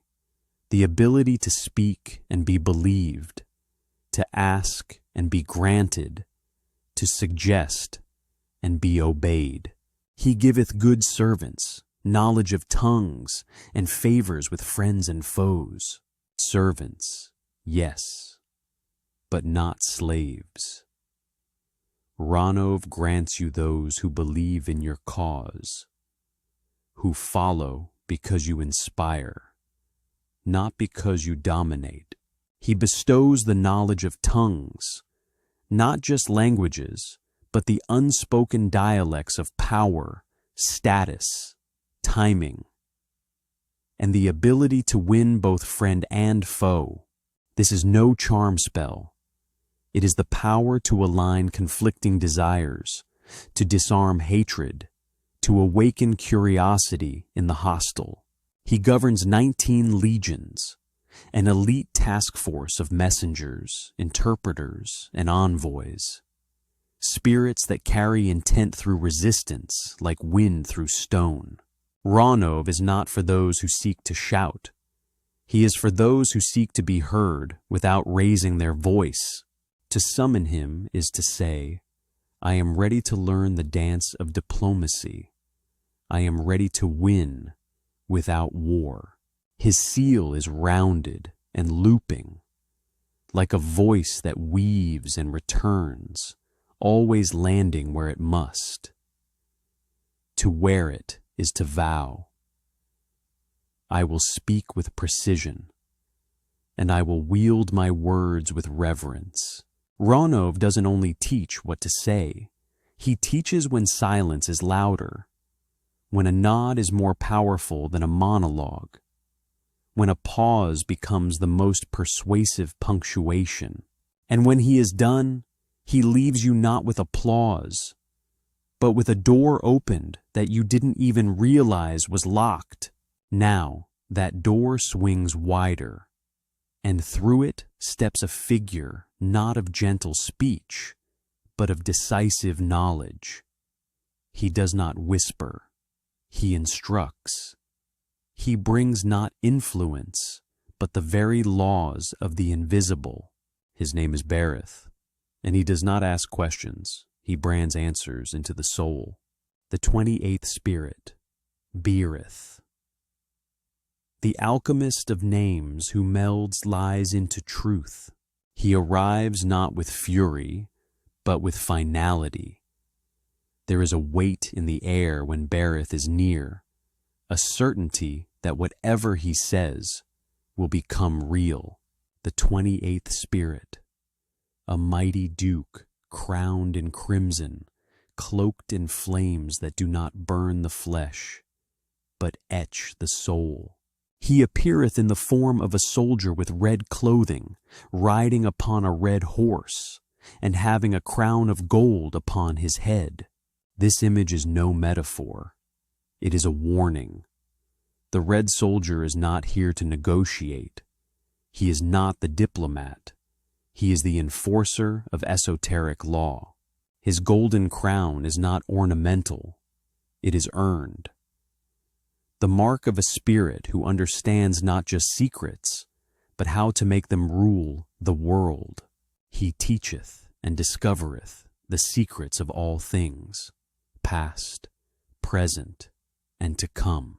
But unlike others who merely reveal, beareth brands, he seals.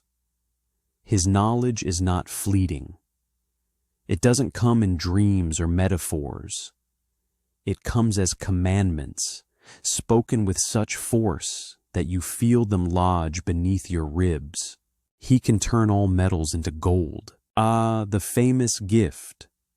Alchemy, yes, but not in the crude, literal sense.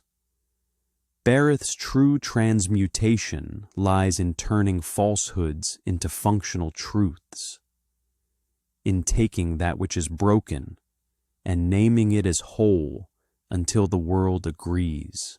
He is the spirit of conviction through declaration. To work with Bareth is to become aware of how words forge worlds. What you say in his presence becomes a binding spell. Your voice stops being a suggestion and becomes a tool of transmutation. He causeth men to be dignified and wise in appearance, because perception is currency. Bareth teaches not arrogance, but command presence.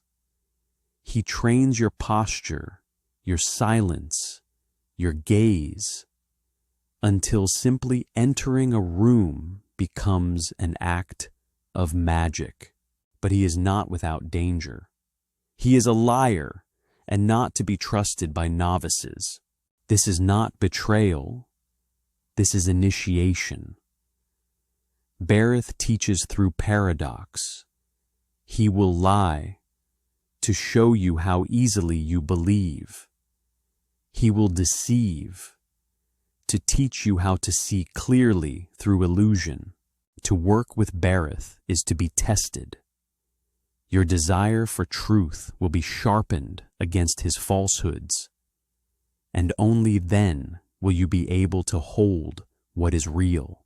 He governs 26 legions of spirits, each skilled in enchantment, transformation, and psychological war. His seal is angular, burning, like an oath written in magma.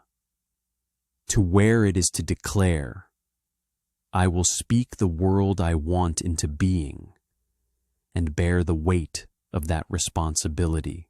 Bareth does not offer comfort. He offers power that speaks itself into existence. And now, as his red horse gallops back into the smoke, the air cools, a new silence settles, and from that silence, a seer emerges. Not a warrior, not a judge, but a watcher of fates that have yet to form. His name is Astaroth, and he is not here to change you. He is here to show you what has always been hidden. The 29th spirit, Astaroth. The venomous witness who speaks from the edge of creation. The temperature falls. Not with frost, but with a celestial chill, the kind that brushes the back of your soul when the veil grows thin. Astaroth does not march, he glides, carried not by wind, but by a wisdom so old it no longer needs to prove itself. The 29th spirit, a great and mighty duke, robed in rotting eternity, mounted on a beast of contradiction, a dragon that does not devour, but remembers. He appeareth in the form of an exceedingly beautiful angel, riding upon an infernal dragon, and carrying in his right hand a viper, 3 symbols. The angel, divine beauty, radiant calm, the echo of origins before the fall. The dragon, primal chaos, eternal memory, the weight of ancient knowledge. The viper, poison and precision, the truth that bites through illusions. Astaroth is not torn between heaven and hell. He contains them both. He answereth truly of things past, present, and to come. But this isn't prophecy in the flashy sense. Astaroth's truth is cold, neutral, unapologetically exact. He speaks not what you want to hear, but what has always been there, just beyond your willingness to look.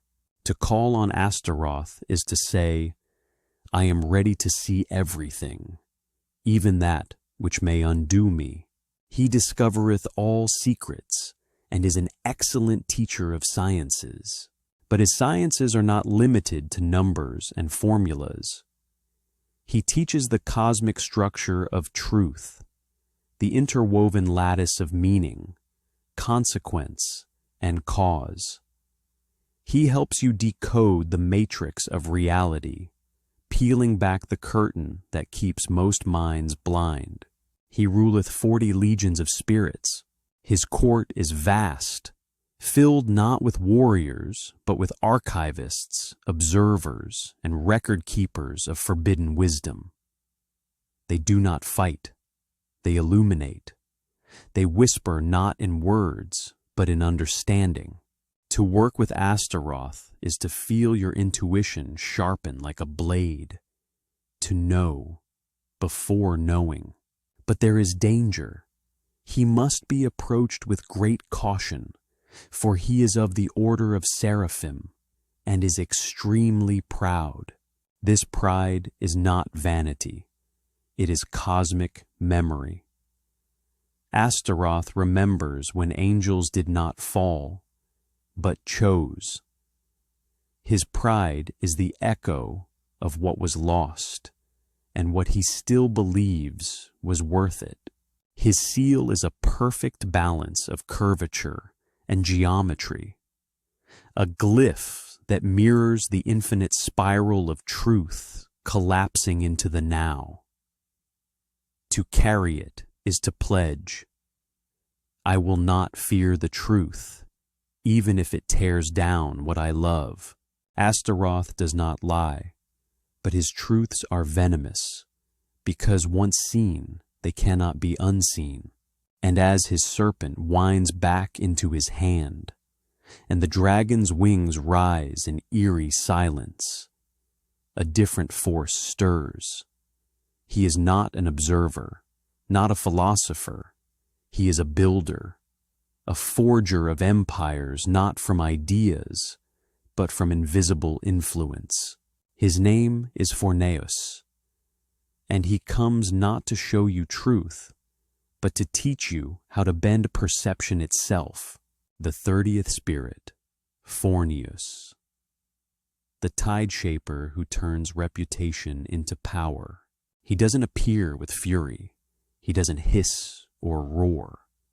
Forneus arrives like waves over stone, steady, ancient, inevitable, not a destroyer, not a teacher, but a sculptor of perception, carving your place in the minds of others without ever raising a hand.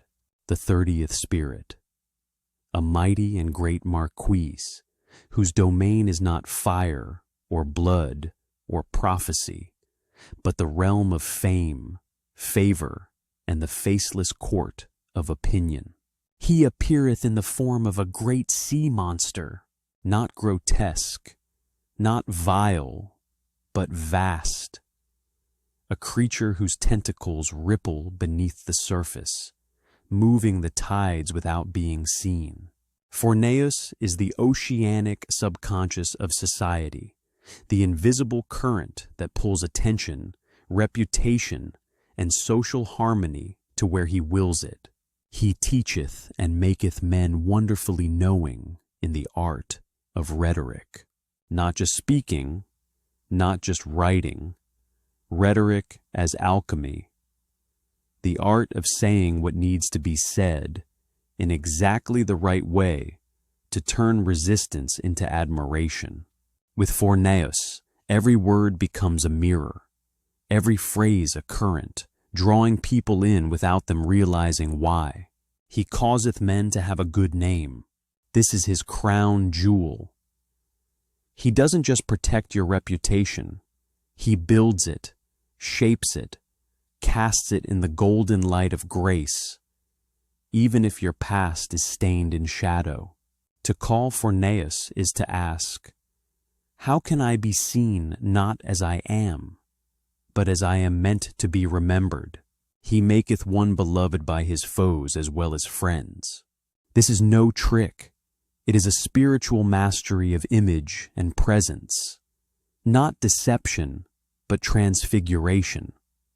Forneus adjusts your aura like a lens, allowing enemies to find respect and friends to find loyalty reborn. He governs 29 legions of spirits, all aquatic in nature, flowing, flexible, serene. They are not soldiers. They are publicists of the soul, sculptors of story, conductors of charisma. To wear his seal is to pledge, I will no longer let others define my name. I will write my presence into memory with dignity and power. His symbol is wave-like, but calculated, a flowing line that doubles back on itself, always returning to center. And when he leaves, you do not feel absence. You feel recognized, as if the world, for the first time, knows who you truly are. But what comes next is no longer about recognition. It is about obsession, possession, and control. A spirit who binds not just attention, but loyalty beyond reason. His name is for us, and he does not shape how others see you. He reveals what you truly hold within. The 31st Spirit. For us. The silent physician who awakens the bones of power. No footsteps, no roar, just a stillness so deep you feel your heartbeat slow, as if time itself inhales and waits. For us has arrived, the 31st Spirit. A great president, cloaked not in flame or shadow, but in quiet certainty, like a surgeon who already knows where the wound lies, before you speak.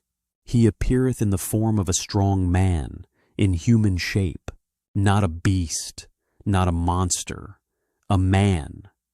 But within him stirs the ancestral force of medicine, memory, and mortality. His strength is not muscle, but presence. For us is the one who walks into the room of your spirit and rearranges everything that has been lost. He teacheth the virtues of all herbs and precious stones, not just herbs for healing, but herbs for clarity. Stones not for decoration, but for energy, resonance, and spiritual alignment. To study with Foras is to remember what your body has always known, how to heal itself, how to resist decay, how to speak the language of nature again. He can make a man witty, eloquent, invisible. Yes, invisible. Not by magic cloak or trickery, but by knowing when to disappear from conflict, from judgment, from harmful attention. He teaches strategic silence. He grants the power to vanish from gossip, from envy, from the eyes that wish you harm. He can discover treasures and recover things lost. Here lies his greatest mystery. What is a treasure? Gold, knowledge, time. Foraz shows you where the buried things are, not just in the ground, but within your past, your body, your lineage. He helps you recover not only what was taken, but what you gave away without realizing. He ruleth over 29 legions of spirits. These spirits do not storm or chant. They whisper, they diagnose, they repair. To wear the seal of Foraz is to pledge, I will walk through my own wounds. I will claim back every piece of myself and turn pain into resource. His symbol curves like the edge of a blade or the curl of a fern, life folding back into life. And when he steps away, you feel not drained, but restored. Yet now, a colder wind rises, for what comes next is not healing, but testing, not mending, but measuring. A new spirit waits in silence, not to teach you, but to see if you're worthy to know. His name is Asmoday, and he does not offer gifts. He offers challenge. The 32nd spirit, Asmoday, the fire gazer who guards the secrets of kings. He does not knock. He erupts. The temperature spikes. The air thickens with pressure you cannot explain, like something ancient has just opened its eyes. Asmoday has entered, the 32nd spirit, a mighty king, crowned in flame and rage, forged in the crucible of divine rebellion. He is not here to explain. He is here to demand.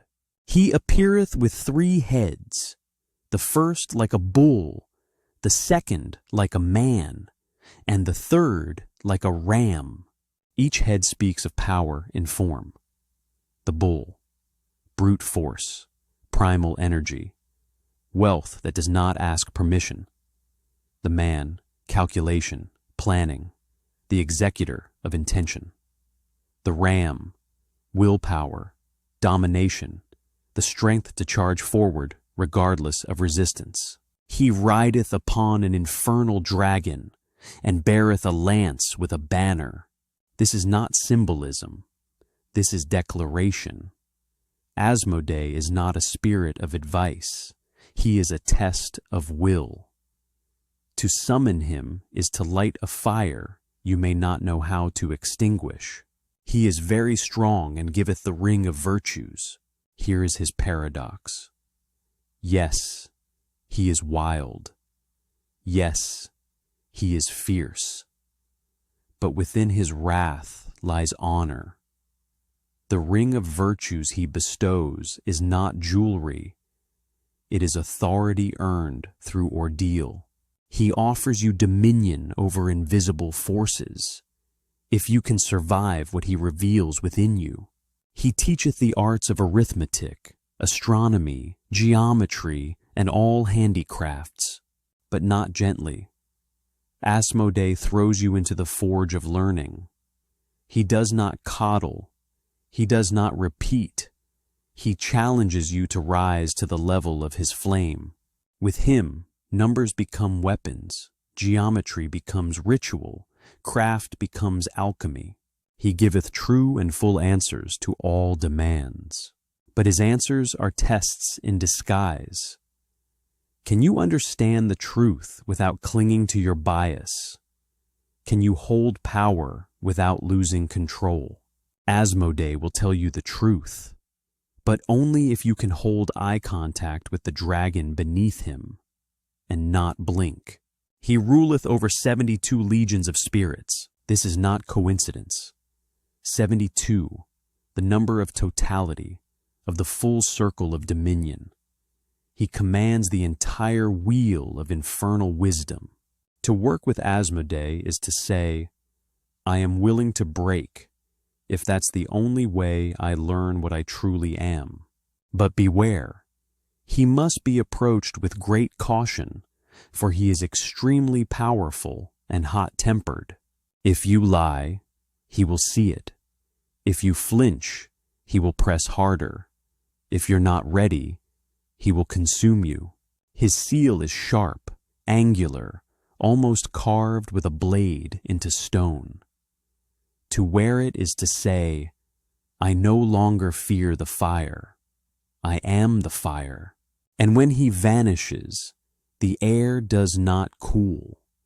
It holds your breath hostage, for the next spirit does not ride dragons. He walks through minds. His name is Gap, and he is the mirror of intent, showing you not how to act, but why you ever wanted to. The 33rd Spirit, Gap, the shaper of desire who speaks in echoes. When Gap arrives, he does not stir the wind or shift the earth.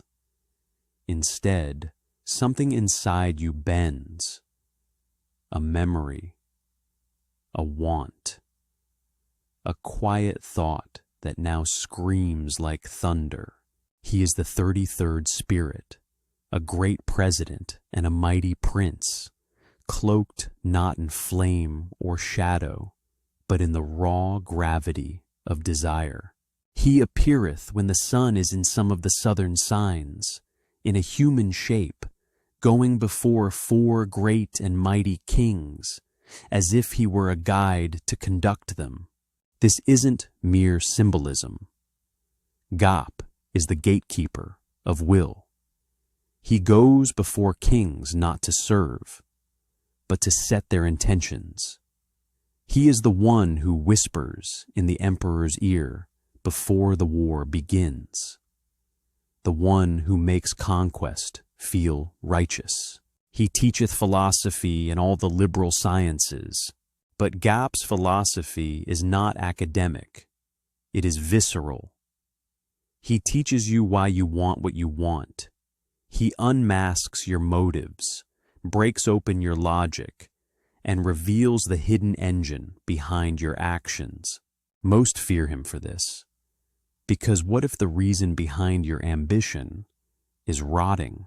He can cause love or hatred, not simple affection or anger, but the soul-binding extremes of passion and obsession. Gap teaches how to anchor emotions into the minds of others, but more dangerously, he shows you how to amplify those emotions in yourself. He is not about control. He is about alignment with your darkest urges, your deepest truths, your most forbidden hungers. He maketh men insensible or ignorant. This is not cruelty. It is strategy. Sometimes power is not in what you know, but in what you are able to ignore. Gap teaches selective blindness, the art of shielding the psyche from distractions, wounds, or truths that would otherwise destroy it. He can teach how to consecrate those things that belong to the dominion of Paimon, his king. Gap serves a deeper hierarchy. Paimon, a king of the East, a ruler of unseen laws. To learn from Gap is to learn not only how to manipulate reality, but how to consecrate it. To declare, this act, this moment, this tool, is now sacred by will. He ruleth over 66 legions of spirits, each one a carrier of intention, each one trained in influence, each one aware of the unspoken cravings of those they serve. Gap does not hand you power. He makes you understand why you crave it and asks whether that craving is yours or planted. His seal is fluid, coiled like a serpent wrapped around a thought. To bear it is to say, I will no longer act blindly, I will know the root of my flame. And once Gap retreats, you may feel uncertain, exposed, because now you no longer trust your first impulse. And that is exactly where Furfur begins. He is not subtle. He is not calm. He is the thunder that cracks open the mask. He is what happens when passion becomes a storm. The 34th spirit, Furfur, the storm-hearted liar who burns with truth. The sky darkens without warning, not with shadow, but with electric tension, like the air itself is caught between heartbeat and explosion. Furfur has arrived, the 34th spirit, a great and mighty earl, clothed in crackling chaos, crowned with contradiction. He appeareth in the form of a hart with a fiery tail, a hart, a stag, symbol of nobility, instinct, and wild beauty.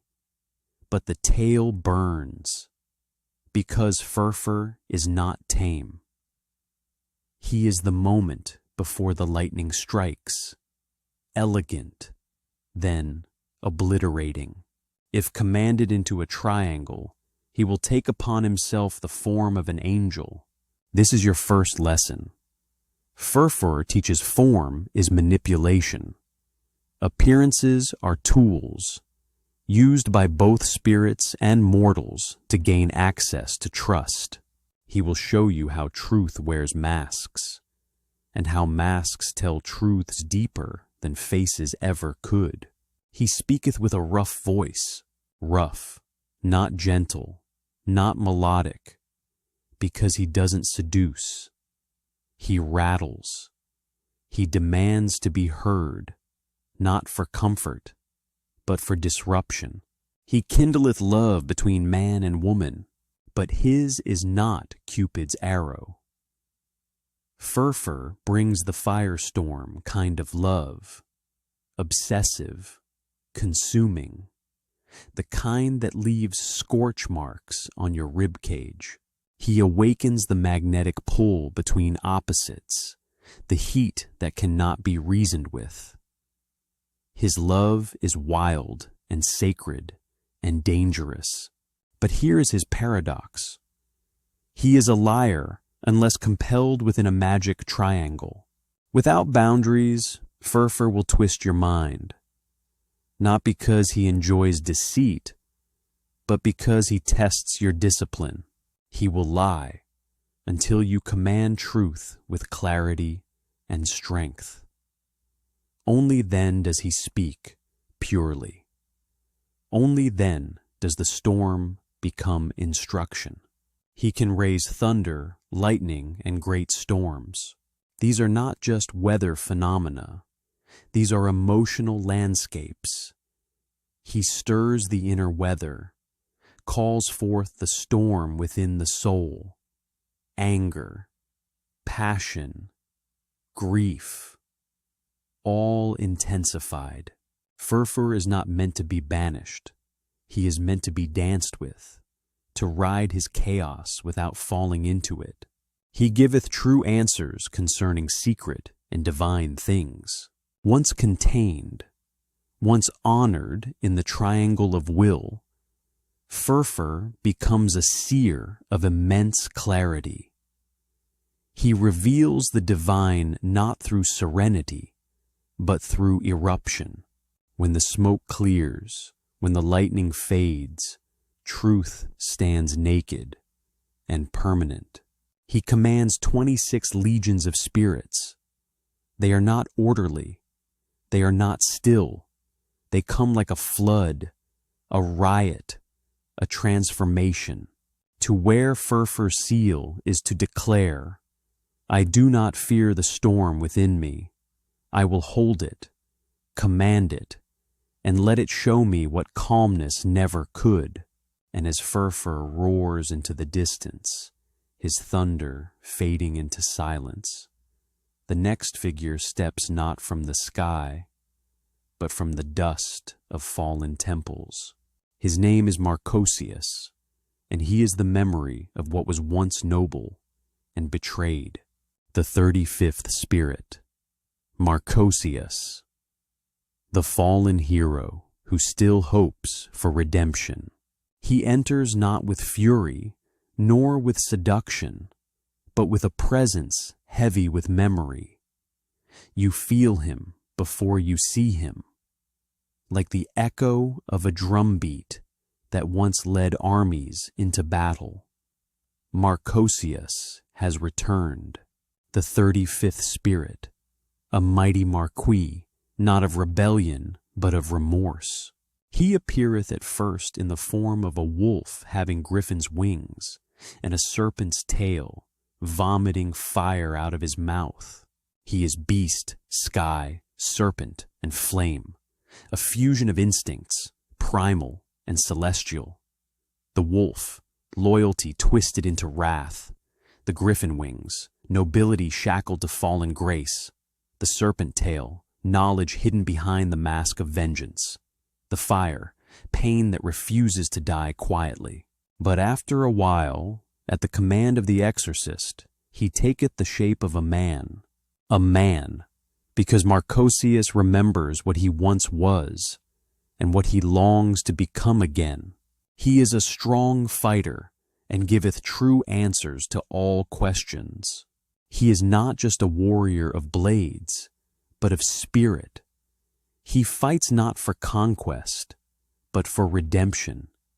He answers honestly, because he has nothing left to lie about. He was of the order of dominations. This is key. Dominations, the celestial rulers. Marcosius once held divine command, an angel of structure and justice. But he fell. Why? The books do not say. Perhaps it was pride, perhaps it was love, or perhaps he fell because he refused to follow a command that contradicted his core. Either way, he still serves, not out of rebellion, but because he is waiting. He hopeth to return unto the 7th throne after 200 years. This line is sacred. Marcosius hopes. He believes that even a spirit, born of wrath, shaped by flame, can one day rise again. He is the spirit of the fallen night. The part of us that once stood in light, stumbled, and now seeks the long road back, not through forgiveness, but through service. He ruleth over 30 legions of spirits. They are not merely warriors. They are pilgrims in armor, marching through centuries of silence, awaiting the one who will command them with integrity. To wear Marcosius's seal is to whisper, I too have fallen, but I still rise, and I will earn my light back, one act at a time. His symbol resembles a shield split by fire, yet still intact. He is not peace. He is not vengeance. He is the space between atonement, and as he fades, wings folding, flame simmering, a new figure coils in the shadows. Not a warrior, not a martyr, but a corrupter of gravity, a being who twists desire like threads around fingers. His name is Stolas, and he sees not with eyes, but with stars. The 36th Spirit, Stolas, the Astral Owl who whispers in constellations. A hush falls. Not silence, but the kind of quiet that fills ancient libraries or midnight forests. The realm where Stolas stirs. He does not roar, he observes. He does not conquer, he illuminates.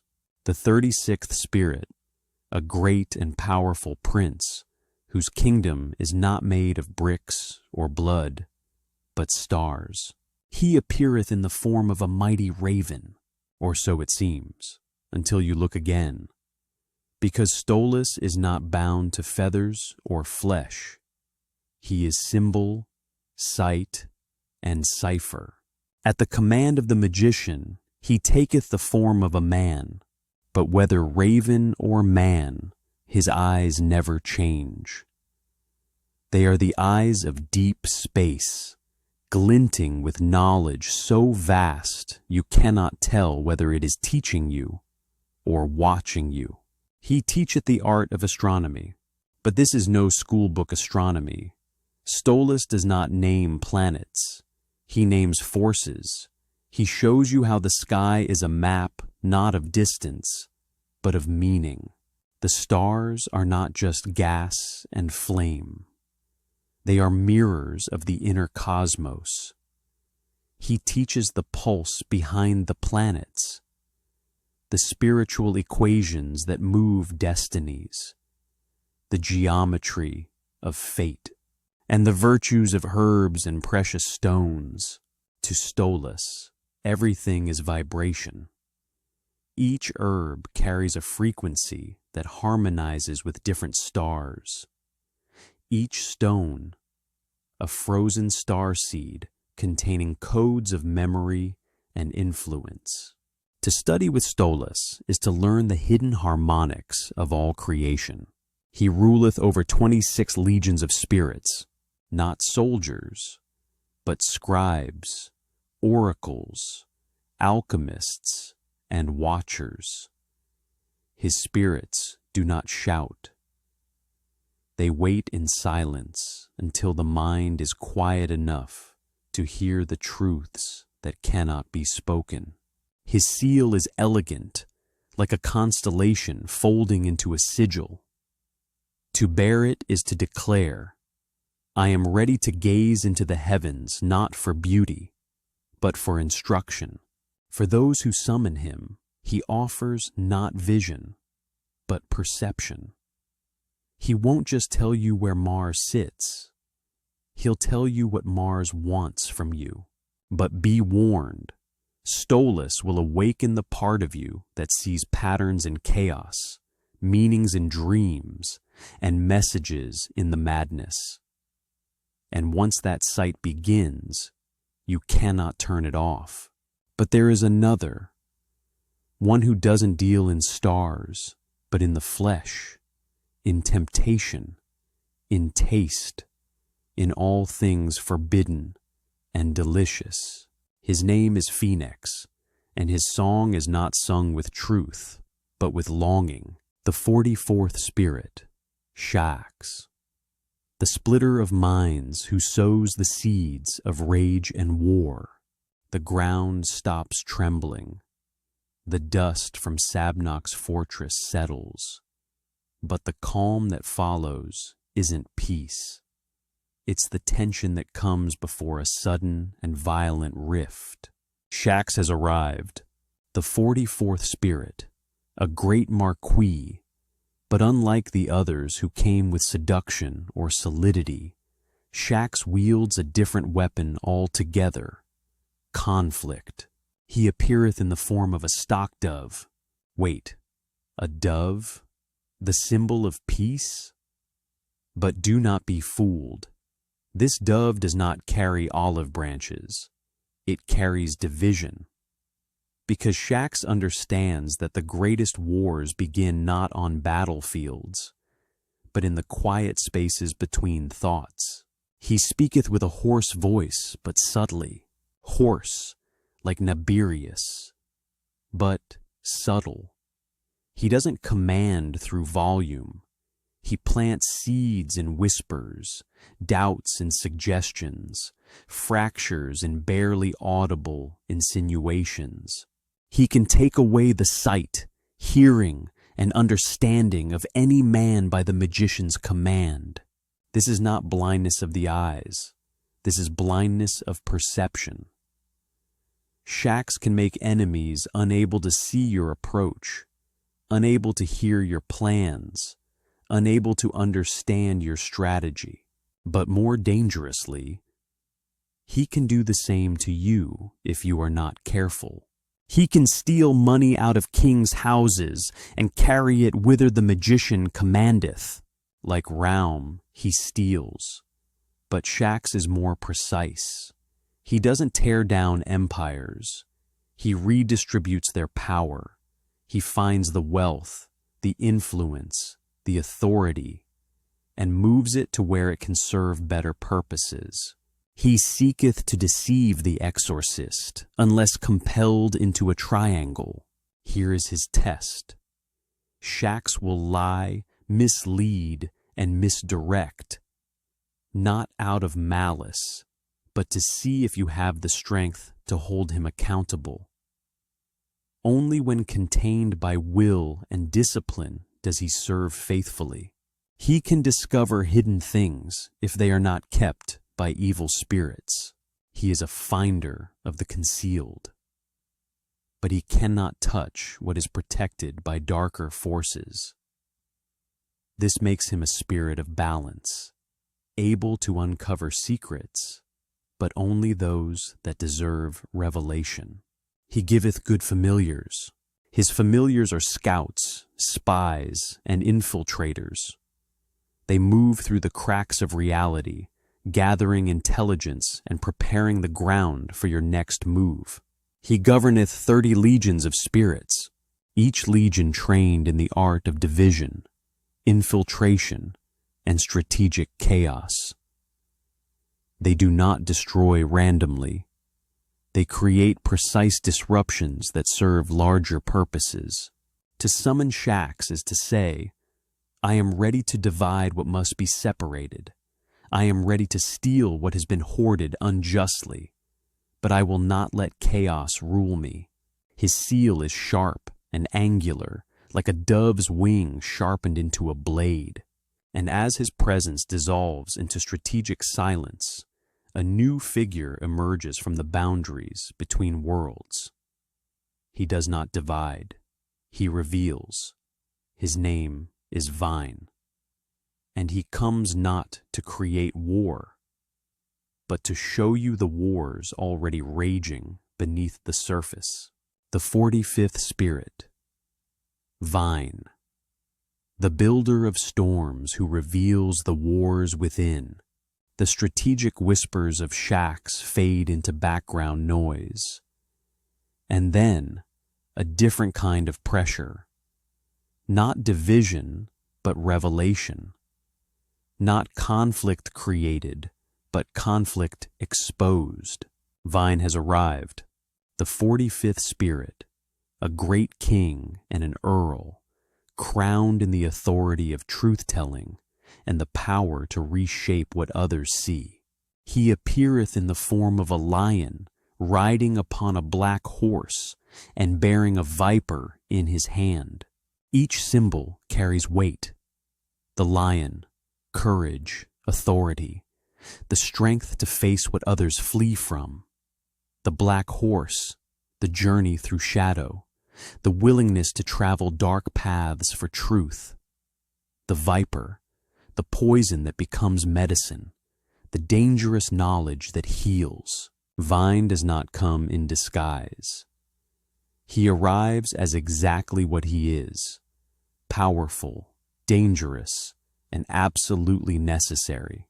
His office is to discover things hidden, witches, and things past, present, and to come. But note the inclusion of witches, those who practice hidden arts, who work in shadow, who manipulate from behind veils. Vine exposes not just secrets, but the secret keepers. He reveals not just what is hidden, but who is doing the hiding. He can, at the command of the exorcist, build towers, overthrow great stone walls, and make the waters rough with storms. Here is his physical power, construction and destruction in equal measure. Vine can build what you need and tear down what stands in your way, but his storms are not random. They are strategic disruptions designed to reveal what lies beneath calm surfaces. He governeth 36 legions of spirits, These legions are forces of exposure and construction. They move like weather systems, sometimes gentle, sometimes violent, but always purposeful. They build shelters for truth and tear down barriers to understanding. To summon Vine is to say, I am ready to see what storms are coming. I am ready to build what needs building and destroy what needs destroying. Show me the hidden wars and give me the tools to fight them. His seal combines the curved and the angular, the organic flow of natural forces with the sharp precision of constructed intent. And as Vine's storm winds calm, a different kind of disturbance approaches. Not the revelation of hidden things, but the organization of the revealed. His name is Bifrons, and he comes not to expose secrets, but to teach you what to do with them once they're in the light. The 46th Spirit, Bifrons, the gravedigger of knowledge, who teaches through the dead. From the last echo of Vine's storms, a new silence rises. One that's not empty, but heavy, ancient, buried beneath the bones of forgotten empires. Bifrons has arrived, the 46th Spirit, an earl, but no throne or crown accompanies his presence. Instead, he walks among graves. He is not here to rule. He is here to reveal. He appeareth in the form of a monster, not terrifying, not grotesque, but monstrous in the sense that he is made from what we fear: death, decay, and knowledge too old to still be alive. After a while he putteth on the shape of a man, because truth, no matter how unsettling, always humanizes itself eventually. Bifrons becomes man to show you. Even monsters carry wisdom if you can look past the dirt under their nails. His office is to make one knowing in astrology, geometry, and other arts and sciences. He is not a conjurer of spells. He is the archivist of ancient order, the spirit who doesn't dazzle, but instructs piece by piece until patterns emerge from chaos. Bifrons doesn't teach for applause. He teaches to prepare you for resurrection. Because what you learn from the stars, from the angles of space, from the measures of time, can resurrect power long buried. He teacheth the virtues of precious stones and woods. He knows what is hidden inside matter, the memory inside onyx, the story inside cedar. He shows that objects remember just as much as the soul. To learn from Bifrons is to touch eternity through tangible things. He changeth dead bodies and putteth them in another place. This is not morbid. This is sacred. Bifrons repositions the dead not to disturb, but to honor the forgotten. He takes what has been buried and restores it to meaning. He moves bones the way a teacher moves books, not to desecrate, but to illuminate. In deeper truth, he rearranges what you've buried in yourself, the memories, the regrets, the lost versions of who you once were. He governeth 6 legions of spirits, smaller in number, but more potent, because these are not warriors. They are librarians of the soul, curators of the invisible archive. To summon Bifrons is not to gain glory. It is to gain understanding. To wear his seal is to say, I am not afraid of what is buried. I will dig, study, learn from death itself, so I may live with clarity. And as Bifrons gently fades into the mist of memory, you feel the ground harden again. The next spirit walks not with books or blades, but with commands. He does not interpret truth. He enforces it. His name is Vuel, and he speaks every language, especially the ones you hide behind. The 47th Spirit. Vuel. The diplomat of darkness who speaks the truth you deny. The scent of old paper still lingers from Bifron's departure, but now it's replaced by the electric tension of negotiation. A presence enters, not violent, not heavy, but unsettlingly persuasive. Vuel has arrived, the 47th Spirit, a great duke, but his realm is not carved in stone. It flows through languages, alliances, and hidden truths. He appeareth in the form of a mighty dromedary at first, but after a while putteth on a human shape, and speaketh the Egyptian tongue, a dromedary, a desert traveler, hardened by sun, able to go long distances without need, self-sufficient, deliberate. This form tells you something. Vuel journeys not through landscapes, but through minds. And when he becomes human, he speaks in the tongue of the ancients. Not just Egyptian, but the language beneath language. The vibration that says what words try to hide. He procureth the love of women. Do not reduce this. Vuel does not charm. He aligns. He reveals what others long for but cannot name. And in doing so, he draws them close. Not by force, but by recognition. To procure love in his way is to unearth the truth beneath desire. He knoweth things past, present, and to come. He is not a prophet. He is a linguist of time. To know the past is to know patterns. To know the present is to feel vibrations.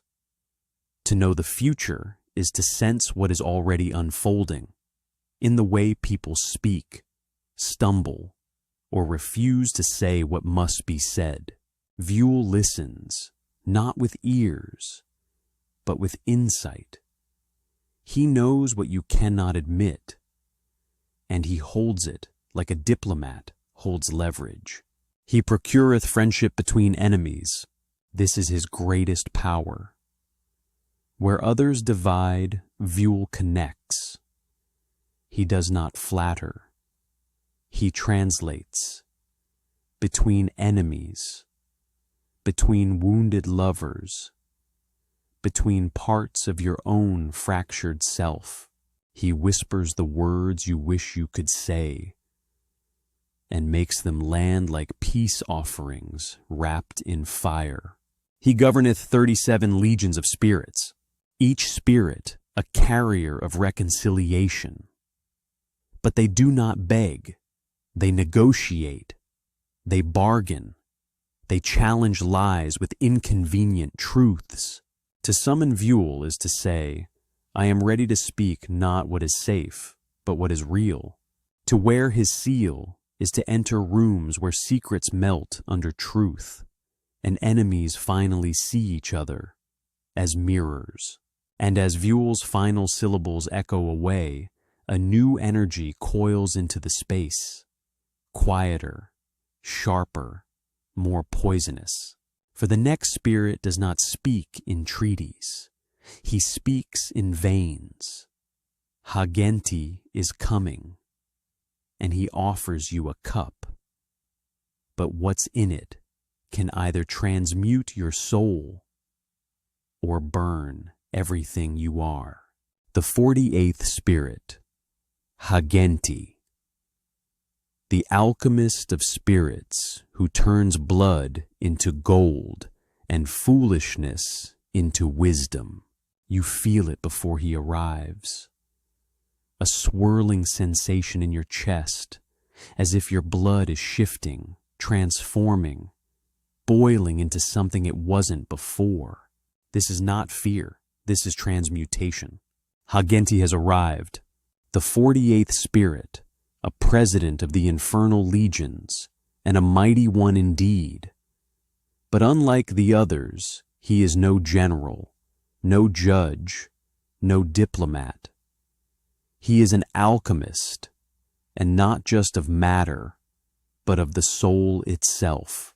He appeareth in the form of a mighty bull with griffin's wings, a strange fusion, earth and sky, strength and transcendence, stability and flight. Because Hagenti teaches this above all. Opposites are not enemies. They are ingredients. To him, all things are raw materials, awaiting the correct formula. He maketh men wise by instructing them in divers things. He does not force change. He guides it, not by breaking your beliefs, but by heating them until they melt, and reforging them into something stronger. Hagenti's wisdom is not just taught, it's catalyzed. He is the one who turns life's poison, betrayal, shame, rage, into elixirs of inner power. He can transmute all metals into gold. This is the metaphor ancient seekers have chased for centuries. Not because they desired wealth, but because they knew to turn base metal into gold is to turn suffering into enlightenment. To work with Hagenti is to say, I do not reject my wounds. I will refine them. I will make them shine. He can change wine into water and water into wine. Symbolic? Yes, but not only. Wine into water. Undoing intoxication. Restoring clarity. A return to the self. Water into wine. Igniting experience. Infusing dullness with divine intoxication. He gives and takes. He sobers and empowers. He's the bridge between asceticism and ecstasy. He governeth 33 legions of spirits. These spirits are not warriors. They are chemists of consciousness, each trained in the art of altering essence, one molecule of identity at a time. They move through your memory, your habits, your self-image, and they begin the work of refinement. To summon Hagenti is to commit. I am no longer content with being raw ore. I will enter the fire willingly and emerge, purified. To wear his seal is to carry the symbol of the ancient forge, where fear becomes courage, doubt becomes discipline, and pain becomes power. But beware, the process is real and the heat will come. As Hagenti's golden shimmer fades into the air, a colder scent seeps in. The scent of graves, of candles snuffed out, of whispers from places the living dare not visit. Crossshell is next, and where Hagenti refines, Crossshell binds. To summon him is to tread the very threshold between flesh and phantom. The 49th spirit, Crossshell. The whisperer of waters who brings the hidden to the surface. A mist curls in, not fog, not steam, but something in between, as if the air itself has become a veil between worlds. From within it, you feel his voice before you hear it. A whisper, like water trickling inside your spine. Crossshell has arrived, the 49th spirit, a duke, but not of armies or strongholds, a duke of the currents that live beneath thought. He appeareth in the form of an angel, radiant, serene, but not pure in the way humans imagine. Crocell's wings don't blaze with fire. They ripple like waterfalls in moonlight. He does not blind, he reveals. He speaketh mystically of hidden things. He does not shout. He whispers. And his words aren't meant for crowds. They are for the soul that dares to listen inward. Crocell speaks of truths buried beneath layers of logic, of knowledge that cannot be taught, only uncovered. He doesn't give you the answer. He leads you to the place where you finally hear your own hidden voice. He teacheth the art of geometry and the liberal sciences, but he does not merely instruct. He awakens remembrance, because all sacred geometry, all cosmic proportion, all laws of the universe are not foreign. They are written into your being, and Crocell's role is to stir them into motion, to awaken the codes in your blood, to bring forth the patterns your eyes have forgotten how to see. He maketh great noises, and causeth the waters to roar where no water is. This is his sign. When you hear roaring in silence, when your dreams surge like oceans with no wind, when your thoughts rush without origin, Crocell is near. The water he commands is not physical. It's emotional, intuitive, psychic. He causes the flood within, not to drown you, to wash away the lies. He warmeth waters and discovereth baths, ancient baths, not for cleanliness, for purification. Spiritual chambers where wounds rise to the surface and are met with heat, softness, and release. Crocell reminds you, healing does not come from force, it comes from immersion. He governeth 48 legions of spirits. They do not fight, they soothe. They speak through dreams, symbols, sudden insight. They are the voices you hear in the stillness just before sleep. They are the waves that carry memories you thought forgotten back to shore.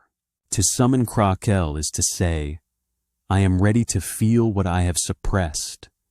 I am ready to hear what I have silenced. To wear his seal is to carry the emblem of sacred water, the mirror of the unseen, the conductor of buried truth.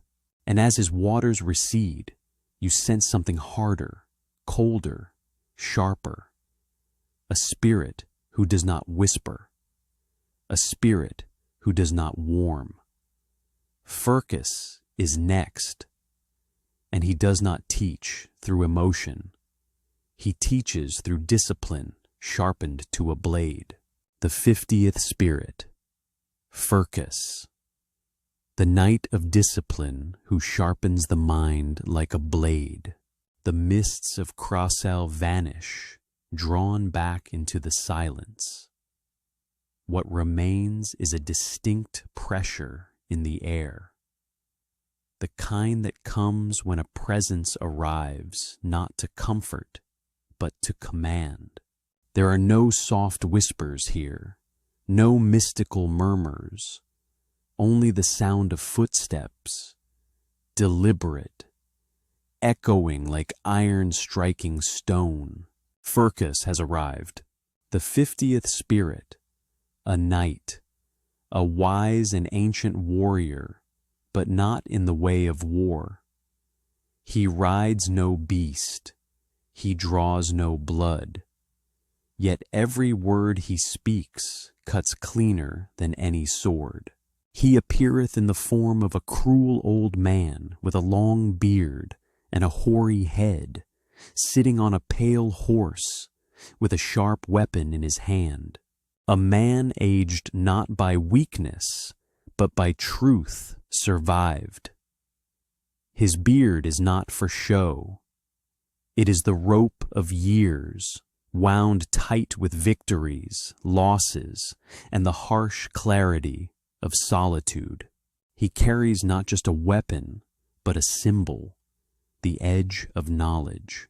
His office is to teach philosophy, astronomy, rhetoric, logic, chiromancy, and pyromancy. This is no mere curriculum. This is a forge for the mind. Philosophy, so you may question without drowning. Astronomy, so you may see beyond the self. Rhetoric, so your tongue may wield more power than steel. Logic, so illusion cannot ensnare you. Chiromancy, so you may read the map written on your own hands. Pyromancy, so fire becomes not destruction, but a messenger. Furcus offers tools not to entertain, but to transform your mental architecture. Where others hand you emotion, Furcus hands you structure. He governeth 20 legions of spirits, smaller than most, but their strength lies in precision, not numbers. They do not chant, they recite. They do not tremble, they observe. Each spirit under Furcus is a keeper of mastery. One for memory, one for articulation, one for fiery clarity. They are the tutors in the unseen school where greatness is earned, not conjured. To summon Furcus is to say, I am ready to study without illusion. I am ready to be tempered by truth. To wear his seal is to wear the mark of the sword, not wielded in rage, but forged in logic, held by will, and used only in service of wisdom. And as the old knight's pale horse vanishes into the horizon of intellect, a new presence coils in behind the silence. No logic here, no formulas, just seduction, obsession, the madness of longing. Balaam is coming, and he does not teach. He consumes until you forget who is desiring whom.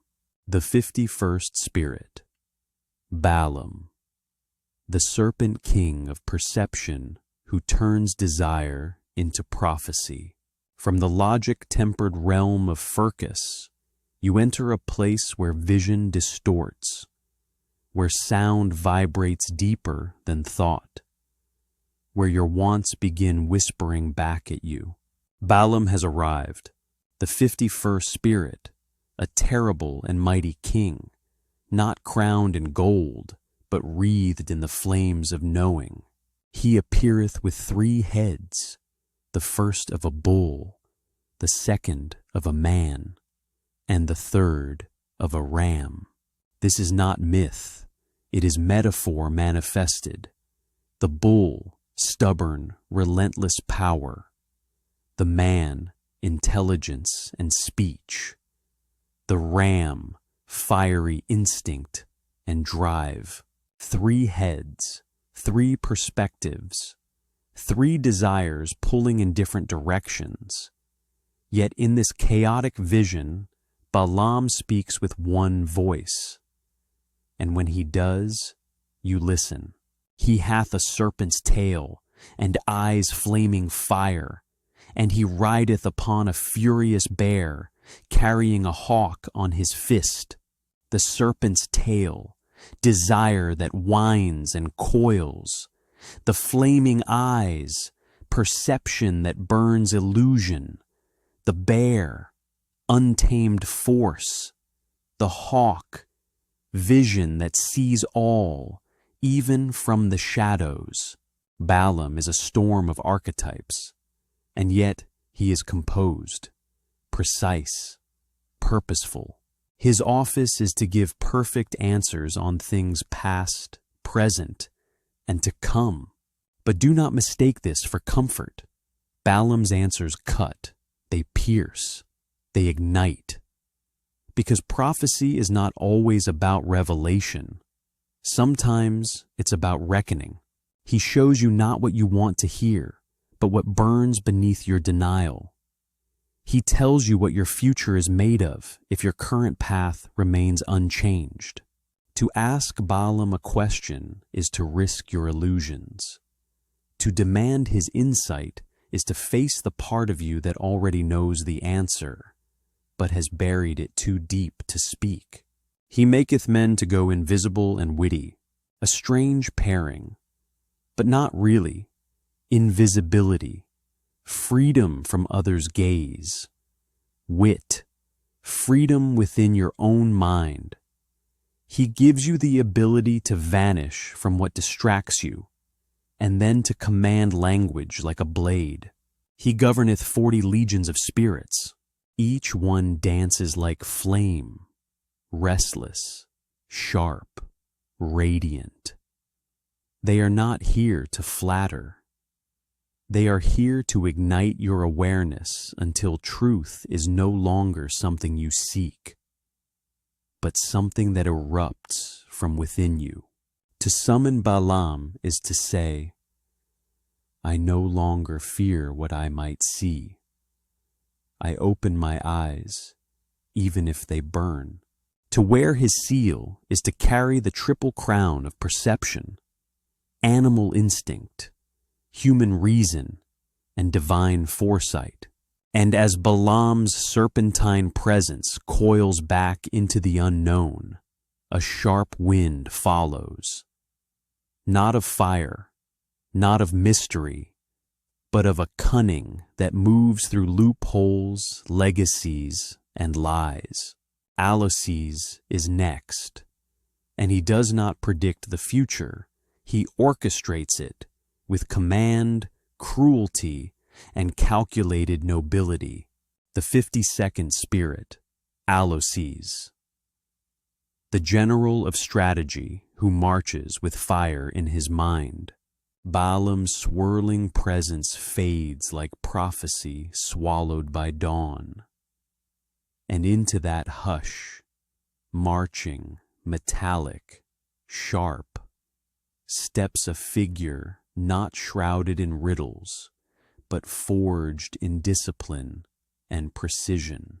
Aleister has arrived, the 52nd spirit, a duke, but not the political kind, a general of the infernal mind, his every move weighted with tactical clarity. Where others whisper, Alokis commands. He appeareth in the form of a soldier riding upon a great horse, not a casual rider, a mounted force, a presence that arrives not just to visit, but to conquer. His face is like that of a lion, very red and with fiery eyes. The lion face, symbol of regal dominance. But not just a king, a combatant. His redness is not just color. It is the hue of fury, controlled, rage disciplined into resolve. The eyes, flaming. Not with chaos, but with the focused heat of a man who has stared into the battlefield of minds and returned sharpened. His speech is hoarse and very big, because the voice that commands legions does not beg, does not flatter. It resonates. Aleister doesn't try to be heard. He assumes he will be, and he is. His office is to teach the art of astronomy and all the liberal sciences. But here, science is not just knowledge, it is weaponry. Astronomy becomes a map for timing your moves. Philosophy becomes a code of battle ethics. Logic becomes a war tactic for dismantling deception. Aleister doesn't teach to enlighten. He teaches so you can prevail. He bringeth good familiars, not just spirits, but companions with purpose. Spirits that act with tactical loyalty, not bound by emotion, but by shared objectives. To be gifted a familiar from Aloses is to be handed a co-strategist in spirit form. He governeth 36 legions of spirits. These legions do not chant. They march. They do not pray. They execute. Each spirit trained in the arts of influence, dominance, and precision. They know when to act, when to wait, and when to strike without warning. To summon Aloses is to say, I am done wandering. I now move with intention. I no longer react. I command. To wear his seal is to don the armor of intellectual warfare, where knowledge is sharpened and strategy becomes your sword. And just as his stallion's hooves fade into ash, a cooler, more fluid force glides into place. Not fire, not battle, but connection, deep, seductive, and woven into every whisper of power. Cameo is next, and he doesn't ride, he sings. In tongues you remember from dreams you swore you'd forgotten. The 53rd Spirit, Cameo. The singer of silence who translates the language of gods and beasts. After Aloses's thunderous command, a stillness enters, not the absence of noise, but the presence of something listening. And then, faintly, a note, not sung, not played, just felt, a resonance beneath your ribs, like someone humming from inside your own chest. Cameo has arrived. The 53rd Spirit, a great president, and a master not of fire nor war, but of vibration, language, meaning itself. He appeareth in the form of a bird called a thrush at first, small, gentle, easy to overlook. But the thrush sings a song that cuts through fog, a sound older than words, a vibration that carries secrets that can only be felt to be understood.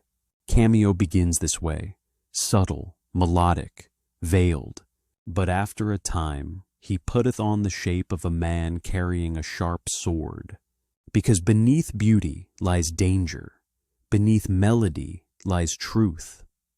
When Cameo becomes human, he does not shed the song. He becomes the one who wields it. The sword he carries is not to wound flesh, but to cut through misunderstanding. He answereth in burning ashes of cities and in the tongues of all things, man, beast, waters, winds. Cameo speaks not with syllables. He speaks with essence. He understands everything. The cry of a falcon, the rustle of leaves, the panic in your breath, the guilt behind your silence. He reads it. He translates it. He sings it back to you. To speak with Cameo is to converse with the soul of the world. He giveth true answers concerning things to come, not guesses, not riddles, true answers. But they may not be what you want, because truth, when sung clearly, often sounds like betrayal to the ego. Cameo offers no illusions, only clarity shaped in sound. He governeth 30 legions of spirits. These spirits don't scream. They echo. They move through music, through dream syllables, through sudden clarity that blooms in your chest like fireflies awakening. They are interpreters of realms. You don't see them, but you hear them when everything else goes quiet. To summon Cameo is to whisper, I no longer seek answers in noise. I am ready to hear what the wind has been trying to tell me. To wear his seal is to carry the symbol of pure reception. The sacred art of listening not with ears, but with your entire being. And as the last note fades, a new tension enters. Heavier, darker, not music, but the pull of chains forged in power and command. Murmur is next, and his arrival does not soothe. It summons the dead, the 54th spirit, Murmur, the necromantic duke who makes the dead walk and the truth speak. The air stiffens, not from fear, but from memory. The kind of memory that doesn't belong to you, yet feels hauntingly familiar. It's not a sound, but an echo. The ripple of voices from behind the veil of life. This is when you know. Murmur has entered. The 54th spirit, a duke and great earl, and where others deal in fire or logic or seduction, Murmur traffics in what lies beyond death. He appeareth in the form of a soldier riding upon a griffin, not just a beast, a chimera of strength and flight, of predation and grace, a creature that soars across worlds, between heaven and hell, life and death, dream and memory. Murmur does not march. He glides, carried on a beast born to tear through boundaries. He beareth a duke's crown upon his head, because though he walks among the dead, he does not serve them. He rules over them. His command is not of flesh, but of legacy. His crown is made of silence obeyed. His office is to teach philosophy and to constrain the souls of the dead to come before the exorcist to answer questions. This is no seance. This is a summoning of truths. The dead do not arrive in terror, but in respect. For Murmur is their interpreter, their gatekeeper, their commanding voice. He can summon their memories, their warnings, their regrets, not for spectacle, but for wisdom. You do not call Murmur for comfort. You call him for reckoning, for the secrets buried with your ancestors, the lies masked in funeral rites, the unresolved oaths that still whisper in your blood. He bringeth swift familiars, familiars that do not crawl. They descend from grave to air, from silence to voice. These spirits are not friendly. They are efficient, designed for delivery of truth, of consequence, of unfinished business. He governeth 30 legions of spirits, a silent army, trained not to fight, but to remember. Each legion a library of the forgotten. Each spirit a page torn from history's shadowed scrolls. To summon Murmur is to say, I am ready to face what my ancestors could not finish. I am willing to listen to what the living refuse to hear. To wear his seal is to walk with the weight of unfinished stories, to be a vessel through which the past finds its final voice. And as the griffin lifts off into the unseen, its wing shredding silence like pages, you feel a chill rise behind it. Not from the grave, but from the whispering corners of deceit and delusion. Orobas is next, and he comes not to haunt you, but to protect you from the lies of demons and men. The 55th Spirit, Orobas. The truth-bearer who exposes liars and shields the innocent. After murmurs exit, cold, ancient, final, a different current stirs. Not death, not deception, but something rare. Trust. You feel it before you understand it, like a presence that stands between you and harm. Orobas has arrived, the 55th Spirit, a great and mighty prince, but not of thunder or torment. He comes clothed in clarity, loyalty, and sacred truth. He appeareth at first like a horse. Why a horse? Because the horse does not deceive. It does not whisper false promises. It carries. It endures. It moves forward with strength that needs no spectacle. Orobas takes this shape to tell you, I am not here to dazzle you. I am here to carry you to what is real. But after a little time he putteth on the image of a man, not a god, not a beast, but a man, so that he may speak. He answereth truly of things past, present, and to come. There are many spirits who promise prophecy, but Orobas delivers it without trickery. He does not mask the future in riddles. He does not bend the past to your liking. He tells it straight, even if it burns.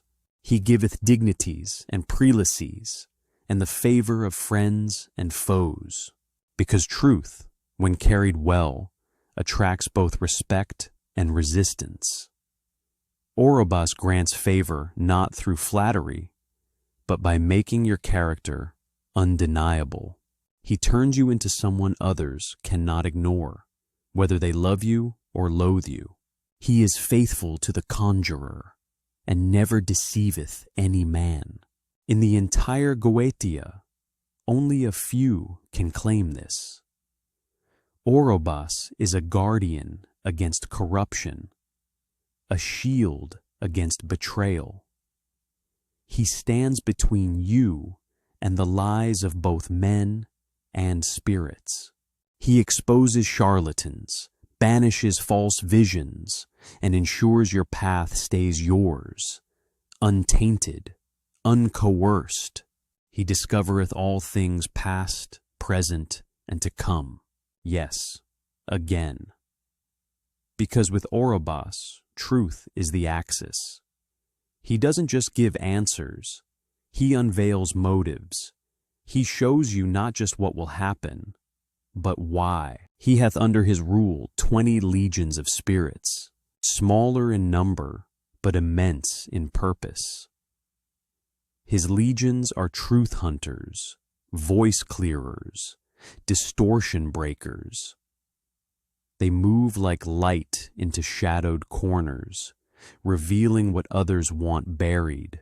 To summon Orobas is to say, I am tired of games. I no longer want comfort. I want what is. To wear his seal is to carry a flame that cannot be hidden. A torch that both guides you and blinds the deceivers who come too close. And as Orobas retreats, you do not feel fear. You feel integrity, weight, peace. But peace does not last. A new force waits. Not one of protection, but of pressure. Grimoire is next, and she brings no comfort, only desire cloaked in secrets, and secrets steeped in desire. The 56th Spirit, Grimoire, the Duchess of Desire, who unlocks the intimacy of the invisible. Orobas fades, his truths still ringing in the chamber of your soul.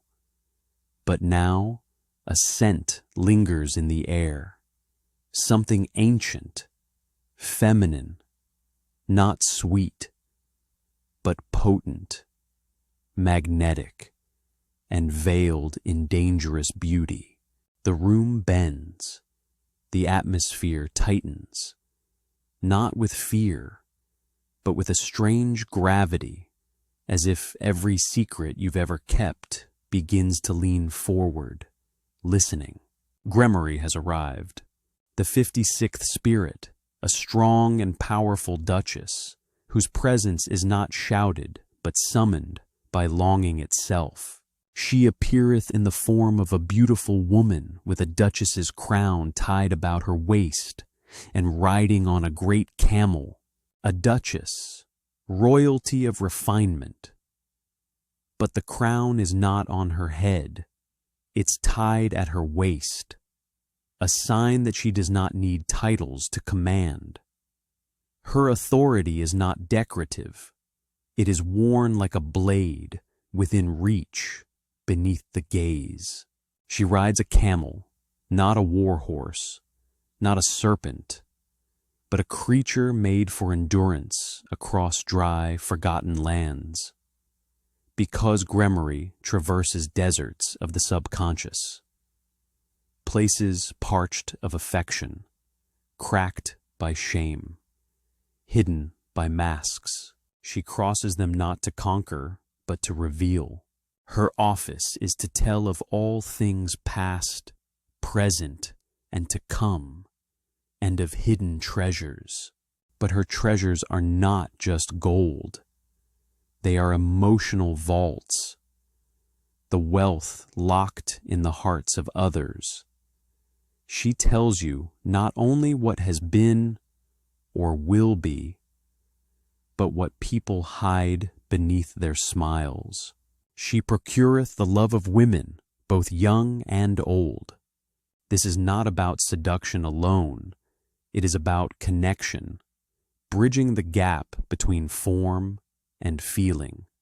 Grimoire teaches you how to speak in the language of vulnerability, to touch hearts not with lies, but with awareness so intimate it disarms. She does not teach manipulation. She teaches resonance, to see someone truly and have them feel it. That is Grimoire's magic. She governeth 26 legions of spirits. Her spirits are not warriors. They are observers, translators, soft infiltrators of emotion. They move like perfume, like memory, like that one sentence you've never forgotten because it cut through everything. They are the ones who know when someone's silence is not peace, but grief. They are the ones who notice the flicker behind someone's eyes and translate it into prophecy. To summon Grimoire is to whisper, I want to know what hides in the hearts of others and in mine, even if it breaks me. To wear her seal is to bear the mark of one who sees through veils, touches without hands, and speaks without speaking. And as the camel vanishes into the desert of your psyche, her presence lingers like heat after touch. But now, a darker pulse rises, not seduction, not revelation. Vassago is coming, and he doesn't ask.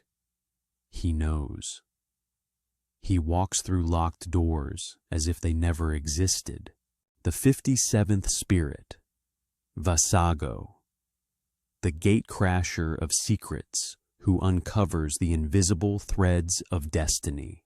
The fire of Grimoire's touch has barely cooled, and already the light begins to shift.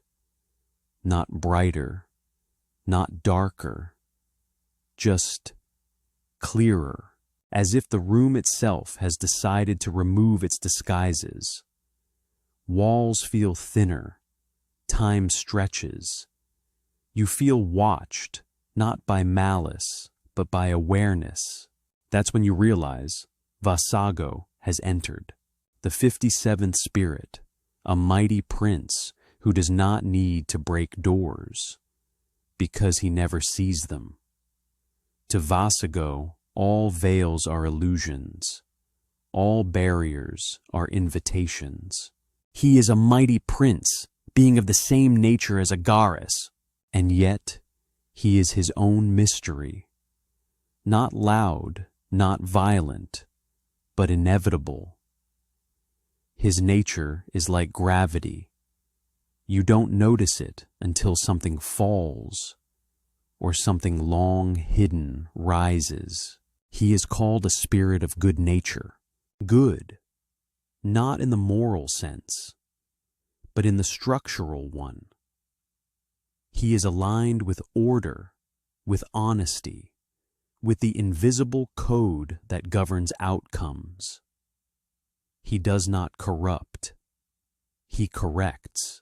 He showeth all things hidden or lost, objects, ideas, truths. Vassago doesn't just find them. He reveals why they were hidden in the first place.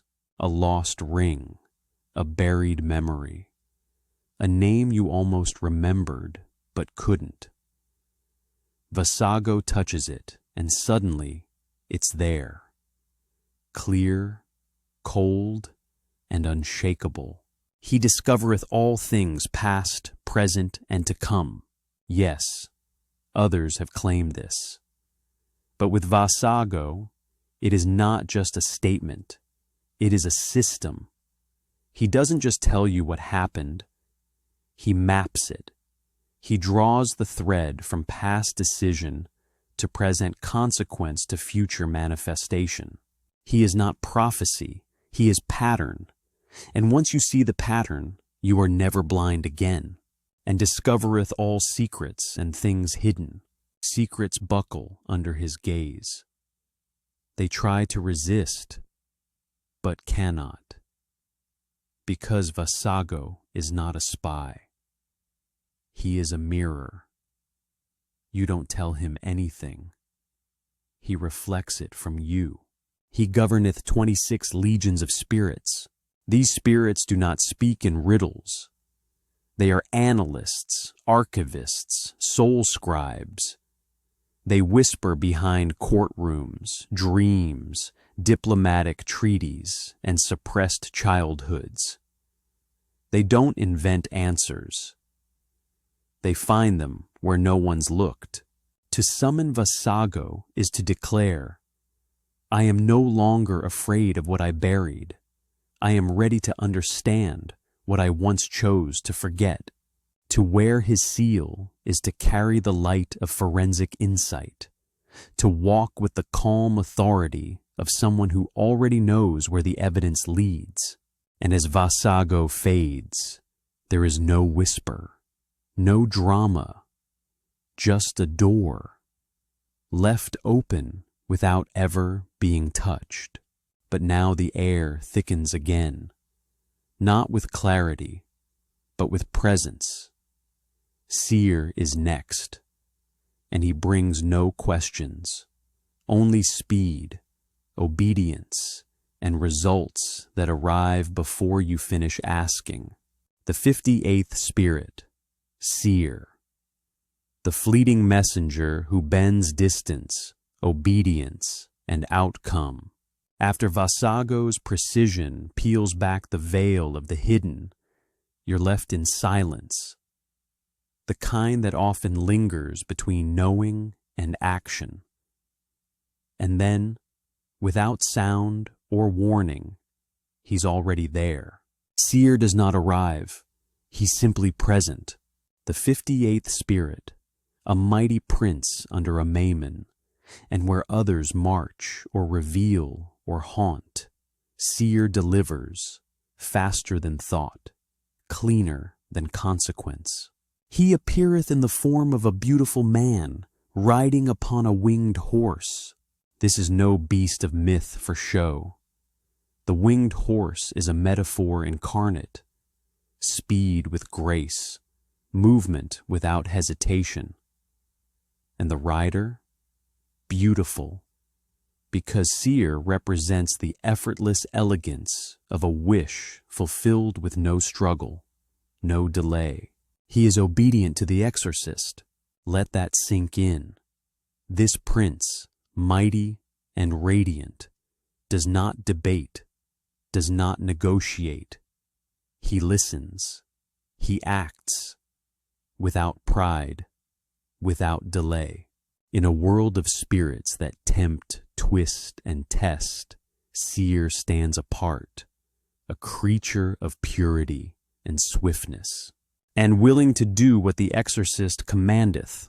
There is no resistance, only execution. He is not here to teach, not here to advise.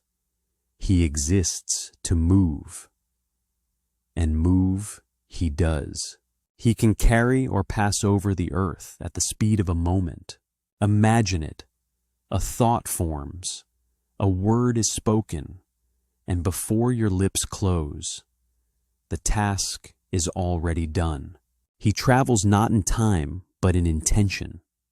His domain is that liminal space between desire and manifestation. He skips the journey, he delivers the result, and he can do anything that is to be done quickly. Need a message sent across impossible boundaries? He delivers. Need a vision moved from dream to waking life? He transitions it. Need something removed, recovered, or rearranged? Seer accomplishes it before others even understand the question.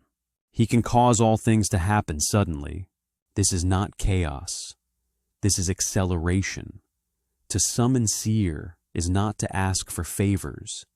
It is to issue declarations and see them obeyed. And he governeth 26 legions of spirits. 26 legions. Not soldiers, but agents of execution. They are the breath behind sudden fortune, the invisible wind that makes things just fall into place, the eerie timing that feels like fate, but was really Seer. To summon Seer is to whisper, I am done waiting. I am ready to move at the speed of command. To wear his seal is to bear the mark of one who understands that momentum is its own magic. And as the winged horse vanishes, leaving not a trace, just results, you barely have time to exhale, because next comes a force that does not glide. He erupts, the 59th spirit, Auriax, the Lion-Serpent who teaches the stars and transforms the self. There are spirits of war, spirits of fire, spirits of seduction, wisdom, gold, and death. But then there is Auriax, a spirit who walks between beast and celestial, between the roar of the lion and the wisdom of the serpent. You don't feel him enter. You sense him, like the moment when night sky reveals a constellation you'd never noticed before. The 59th spirit, a great Marquis whose domain stretches across the heavens and into the deepest chambers of transformation. He appeareth in the form of a lion with a serpent's tail, holding in his right hand 2 great serpents hissing. This is no random fusion. The lion, courage, solar power, the strength of will made manifest. The serpent's tail, ancient wisdom, the knowledge that coils through time, and in his hands 2 more serpents, the dual forces of creation and destruction, healing and poison, truth and deception. Auriax holds these opposites not to choose between them, but to master both. His office is to teach the virtues of the stars and to know the mansions of the planets. But this is no mere astronomy lesson. Auriax reveals how celestial forces move through your blood, how planetary alignments echo in your choices, how the cosmos breathes through your decisions.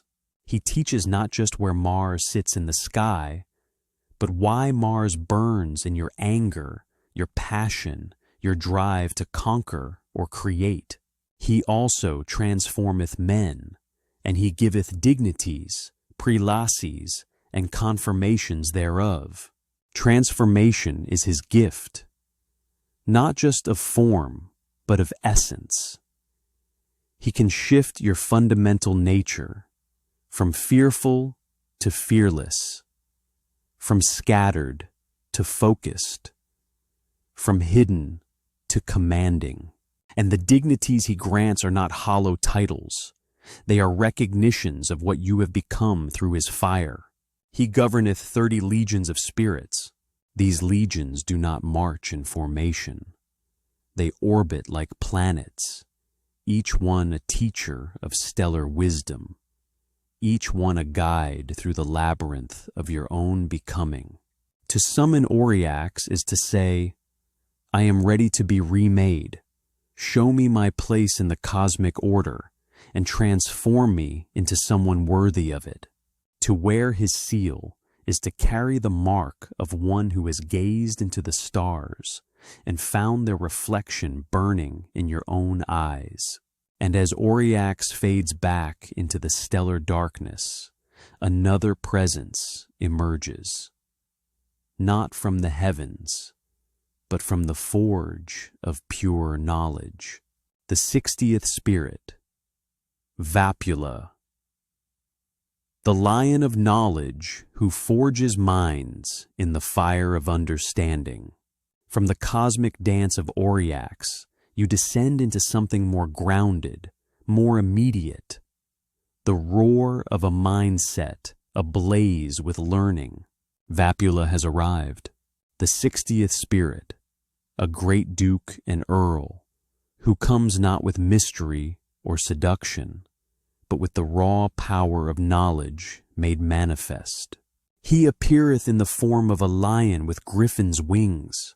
The lion, not just courage, but intellectual dominance. The griffin's wings, the ability to soar above mundane thinking, to see patterns others miss.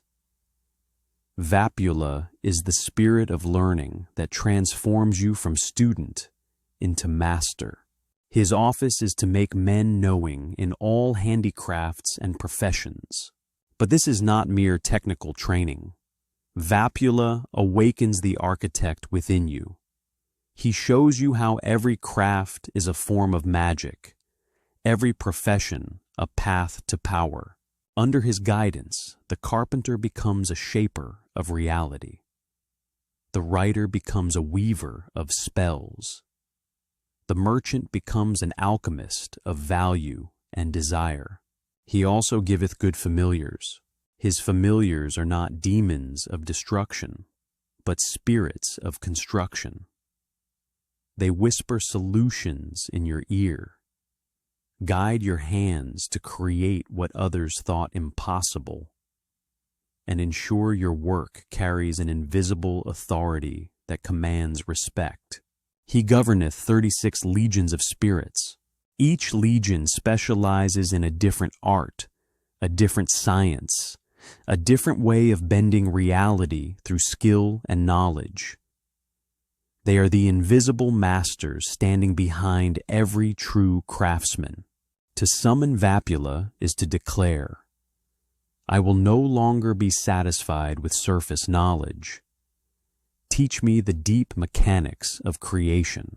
To wear his seal is to become someone whose very presence suggests competence, whose work carries a signature others can feel but cannot explain. And as Vapula's roar fades into the sound of hammers on anvils, of pens on parchment, of minds reshaping the world, a different kind of transformation approaches. The 61st spirit, Zagan, the bull-winged alchemist who turns folly into wisdom. The echo of craftsmanship still vibrates in the air when a new presence manifests, one that doesn't build with tools, but with transformation itself. Zagan has entered, the 61st spirit, a great king and president, whose crown is earned not through conquest, but through the supreme art of transmutation. He appeareth at first in the form of a bull with griffin's wings, but after a while he putteth on human shape. The bull, earthbound strength, stubborn persistence, the refusal to yield. The griffin's wings, divine insight, the ability to rise above limitation. When Zagan becomes human, he carries both forces within him, the power to change what seems unchangeable. He can turn wine into water and blood into wine or any other liquor. This is the key to understanding Zagan. He is the master of reversal, the spirit who can take any substance, any situation, any identity, and transform it into its opposite or its perfection. He can turn all metals into coin of the dominion that metal is of, not just lead into gold, but the transformation of raw potential into its highest expression. Under Zagan's influence, your hidden talents become visible currency. Your buried strengths become recognized power. He maketh men witty and can turn them into any shape. Wit is not just cleverness. It is the ability to see what others miss, to find the angle that changes everything. And the shapes he offers are not just physical, but psychological, social, spiritual. He governeth 33 legions of spirits. These spirits are alchemists of identity, masters of metamorphosis. They work not with crucibles and furnaces, but with the furnace of the soul itself. To summon Zagan is to say, I am ready to be changed completely.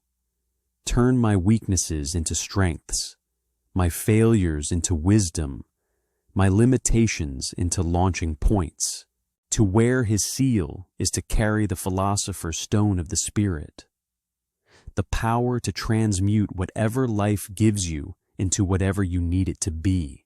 And as Zagan's transformative presence dissolves back into possibility, a smaller, stranger figure appears, one whose innocence masks profound and dangerous knowledge, the 62nd spirit, Volak, the child with serpent wings who reveals hidden treasures. From the grand transformations of Zagan, you enter a realm where innocence and ancient wisdom dance together in forms that defy expectation. Volak has arrived, the 62nd spirit, a great president whose appearance challenges everything you think you know about power and knowledge. He appeareth in the form of a child with angels' wings, riding on a two-headed dragon. A child, innocence, curiosity, the mind unencumbered by limitation. Angels' wings, divine connection, pure intention. But the dragon has two heads, representing duality, choice, the power to see in multiple directions simultaneously. This is not weakness disguised as strength. This is strength that chooses to appear innocent. His office is to give true answers concerning hidden treasures, and to tell where serpents may be seen. But Volak's treasures are not buried gold. They are the hidden potentials within situations that seem hopeless, the opportunities that coil like serpents through the grass of everyday life. He reveals what is concealed not through force, but through the kind of clear sight that only comes to those who approach the world with wonder rather than cynicism. He transporteth men quickly from country to country, not just physical travel, but the ability to shift between states of being, between perspectives, between possibilities. Volak grants the mobility of consciousness itself. He governeth 38 legions of spirits. His legions move like children at play, swift, unpredictable, delightful. But beneath their playfulness lies the accumulated wisdom of ages, the kind of knowledge that can only be held by those who refuse to grow old in spirit. To summon Volak is to whisper, "I will approach the world with fresh eyes. Show me the treasures hidden in plain sight." To wear his seal is to maintain the curiosity of childhood while wielding the power of ages, to be underestimated by enemies and cherished by allies. And as Volak's childlike laughter fades into the distance, the atmosphere grows heavy. What comes next is not innocence, but its opposite, a force of pure discord and necessary destruction. The 63rd Spirit, Andras, the angel of discord who brings destruction to the unworthy. The laughter of Volak dies away, and in its place comes something that makes the air itself recoil. Not evil, but dangerous. Not malicious, but uncompromising. Andras has arrived, the 63rd Spirit, a great Marquis, whose presence announces that the time for gentle lessons has ended. He appeareth in the form of an angel with a head like a black night raven, riding upon a strong black wolf, and having a sharp and bright sword flourished aloft in his hand. This is no fallen angel seeking redemption. This is justice incarnate, terrible and necessary. The raven's head, intelligence that feeds on death and decay, wisdom that comes only through endings. The black wolf, primal force, the hunter that culls the weak. The bright sword, truth that cuts regardless of what it destroys. Andras does not come to build, he comes to clear the ground. His office is to sow discords, but not chaos for its own sake. Andras reveals the conflicts that already exist beneath the surface. He forces into the open the tensions that poison relationships, the lies that corrupt institutions, the contradictions that paralyze progress. If the exorcist have not a care, he will slay both him and his fellows.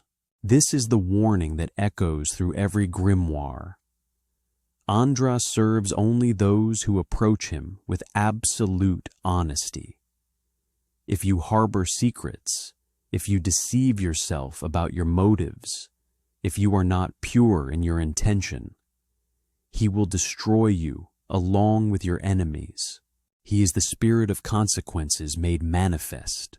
He can kill the master, the servant, and all assistants. This is not threat. It is promise. Andras eliminates what does not serve the highest purpose. If your leadership is corrupt, he removes you. If your service is false, he ends it. If your assistance enables weakness, he cuts it away. He governeth 30 legions of spirits. These are not legions of soldiers, but legions of endings, spirits that specialize in the sacred art of destruction that serves creation. To summon Andras is to declare, I am ready for whatever must end. Let the false be destroyed so the true may emerge.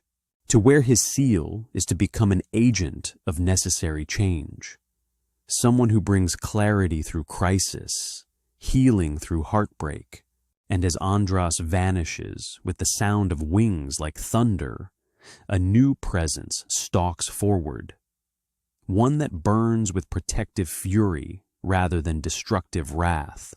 The 64th Spirit, Hors, the leopard who burns enemies and protects the faithful. From the terrible justice of Andras, you move into something equally dangerous but fundamentally protective, a force that destroys only to defend. AGARES has entered, the 64th spirit, a great duke whose loyalty is absolute and whose wrath is reserved for those who threaten what he guards. He appeareth at first in the form of a leopard, mighty, terrible, and strong. But afterwards he will assume human shape at the request of the exorcist. The leopard, swift, silent, deadly. A predator that strikes without warning, but never without purpose. When Horus takes human form, he retains the leopard's essential nature, the ability to move through the world unnoticed until the moment action is required. His office is to give true answers of all things present, past, and to come. But Horus' prophecy comes with a guarantee of protection. He will tell you what dangers approach, what enemies plot, what allies can be trusted. His knowledge serves not curiosity, but survival. But if he be not commanded into a triangle, he will lie in all these things and deceive him and beguile him in these things. Like Andras, Horus demands perfect ritual precision. Without proper containment, his protective instincts become misdirected, and he may lead you into the very dangers he should help you avoid. He will, lastly, talk of the creation of the world and of divinity, and of how he and his fellows fell. This is his gift to those he deems worthy. The story of the cosmic order, the knowledge of how power corrupts and how the mighty fall. He teaches not just tactics, but the larger strategy of spiritual warfare.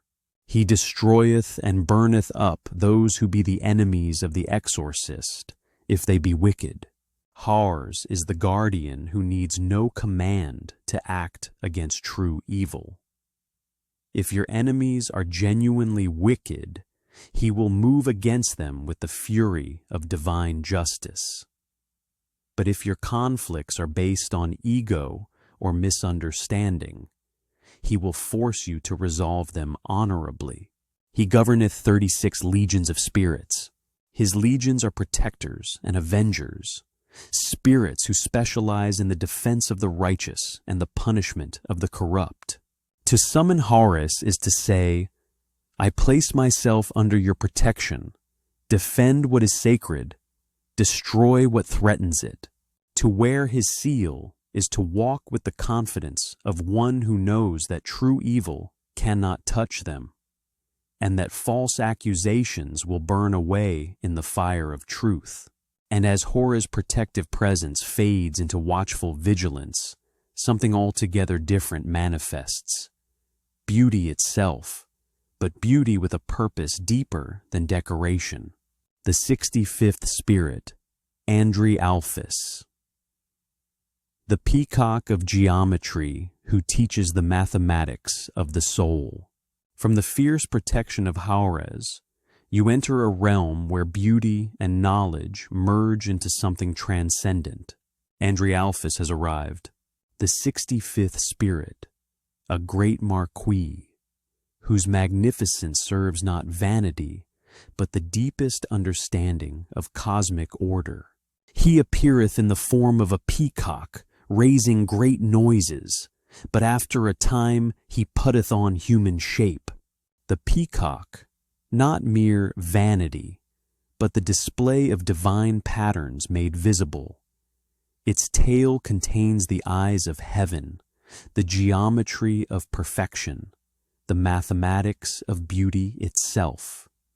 The great noises are not chaos, but the music of the spheres made audible. When Andri-Alphys becomes human, he brings this cosmic music with him. His office is to teach perfectly geometry, mensuration, astronomy, and all handicrafts absolutely. But this is geometry as sacred art, astronomy as spiritual practice, handicrafts as forms of prayer.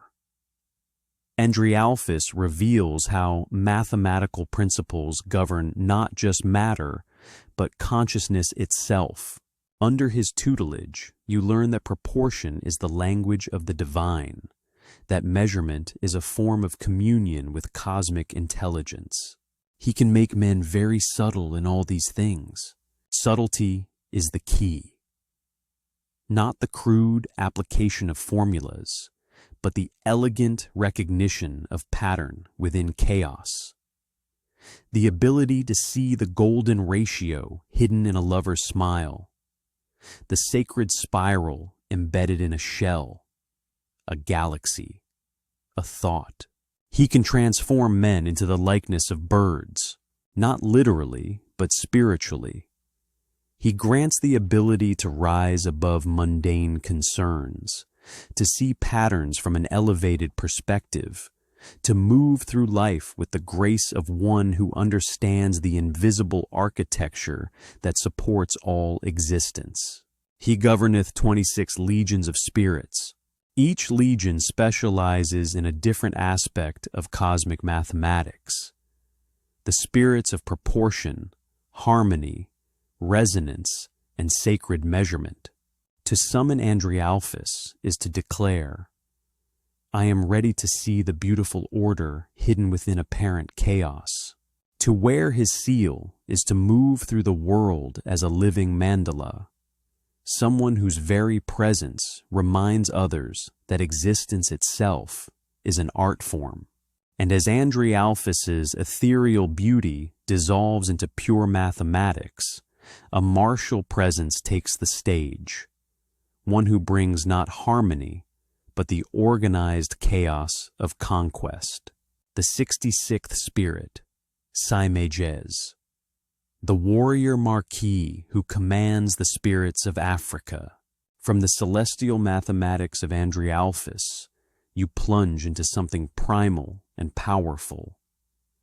The raw force of a continent's spiritual essence made manifest. SAMIGINA has arrived, the 66th spirit, a great marquis, whose authority extends across vast territories both visible and invisible. He appeareth in the form of a valiant warrior riding upon a goodly black horse, not decoration, but declaration.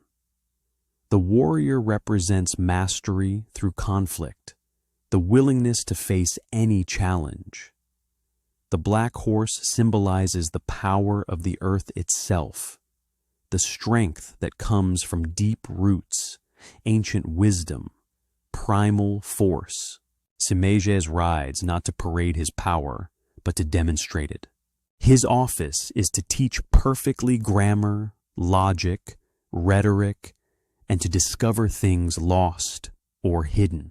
But his teaching methods are not gentle.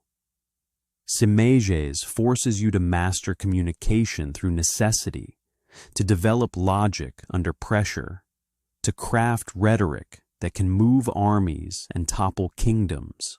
His lessons come not in classrooms, but on battlefields of the mind. He governeth 20 legions of spirits, fewer in number than some, but each spirit is a veteran of conflicts spanning continents and centuries. They bring the accumulated wisdom of struggle, the knowledge that can only be gained through testing. He governeth all the spirits of Africa. This is his unique dominion. The spiritual forces of an entire continent. The ancestral wisdom of the cradle of humanity. The power that flows through the birthplace of civilization. To work with SAMIGINA is to tap into streams of power that predate most human memory. To summon SAMIGINA is to say, I am ready to learn through trial, to grow through challenge, to command through earned authority. To wear his seal is to carry the strength of continents, the wisdom of ages, the authority of one who has faced the test and emerged victorious. And as SAMIGINA gallops back into the spiritual landscapes of distant lands, a completely different energy manifests, not martial, but musical, bringing harmony where there was discord. The 67th spirit, Amdusias, the unicorn of music who bends trees and hearts alike. From the battlefield wisdom of SAMIGINA, you enter a realm where power operates through beauty, where strength manifests as harmony. Amdusias has arrived, the 67th spirit, a great duke whose magic works not through force, but through resonance.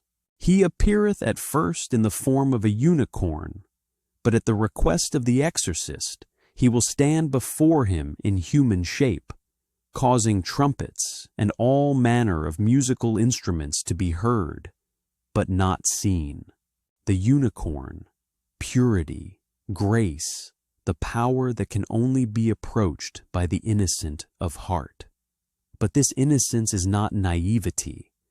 It is the refined purity that comes after experience, the clarity that emerges from complexity. The invisible music that follows him is not entertainment, but enchantment. Sound that reshapes reality through rhythm and melody. He can cause trees to bend and incline according to the exorcist's will. If he can bend trees through sound, imagine what he can do to human hearts, to rigid minds, to seemingly immovable situations. Amdusias teaches that the right frequency can soften any hardness, that proper harmony can align any discord. He giveth excellent familiars. His familiars are musicians of the invisible, spirits that work through timing, rhythm, resonance. They orchestrate coincidences, harmonize conflicts, and ensure that your life begins to flow with the elegance of a perfectly composed symphony. He governeth 29 legions of spirits. Each legion specializes in a different aspect of harmonic magic. The spirits of rhythm, melody, harmony, and resonance that can retune the very fabric of experience. To summon Amdusias is to whisper, "Teach me to move through life like music, to resolve conflicts like harmony, to bend what seems unbendable through the power of perfect pitch." To wear his seal is to become a living song, someone whose presence brings harmony to chaos, whose voice carries authority not through volume, but through truth resonating at exactly the right frequency. And as Amdusias's celestial music fades into the background of existence, something altogether more complex approaches. Beauty and terror combined in a single, magnificent, and terrible form. The 68th spirit, Belial, the beautiful king who speaks with two voices. From the harmonious magic of Amdusias, you enter the presence of perhaps the most complex and dangerous spirit in the entire Goetia. Belial has arrived, the 68th spirit, a great king, mighty and powerful, whose very name has become synonymous with rebellion and corruption, yet whose true nature defies simple categorization. He appeareth in the form of two beautiful angels sitting in a chariot of fire. Two angels, duality made manifest, the constant choice between creation and destruction, service and rebellion, truth and deception. The chariot of fire represents the vehicle of will, the means by which consciousness moves through reality. Belial embodies the eternal tension between order and chaos, showing you that power without moral framework becomes its own trap. He speaketh with a comely voice, and declareth that he fell first from among the worthier sort that were created after Lucifer. This is his story, his burden, his warning. Belial speaks of the fall not with pride, but with the terrible knowledge of one who understands the true cost of rebellion. His beautiful voice carries the weight of cosmic consequence. He distributeth preferments of senatorships, and causeth favor of friends and of foes. Even fallen, Belial retains the power to elevate, to grant position and influence. But his gifts come with the implicit understanding that all earthly power is temporary, that all positions are stepping stones to either higher service or deeper corruption. He giveth excellent familiars, and governeth 50 legions of spirits. His familiars are beings of tremendous capability, but dangerous ambition. They can accomplish great things, but always at the risk of corrupting both the task and the one who commands them. He was created next after Lucifer, and he was of the order of virtues.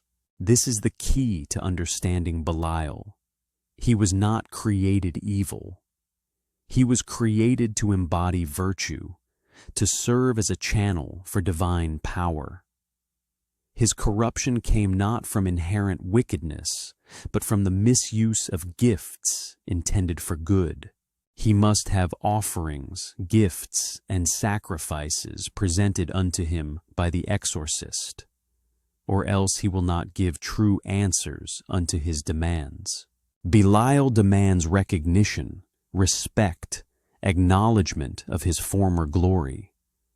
But beware, what he accepts as offering may become a chain that binds you to his fallen nature. But then he tarrieth not 1 hour in the truth, except he be compelled by divine power. This is the crucial warning.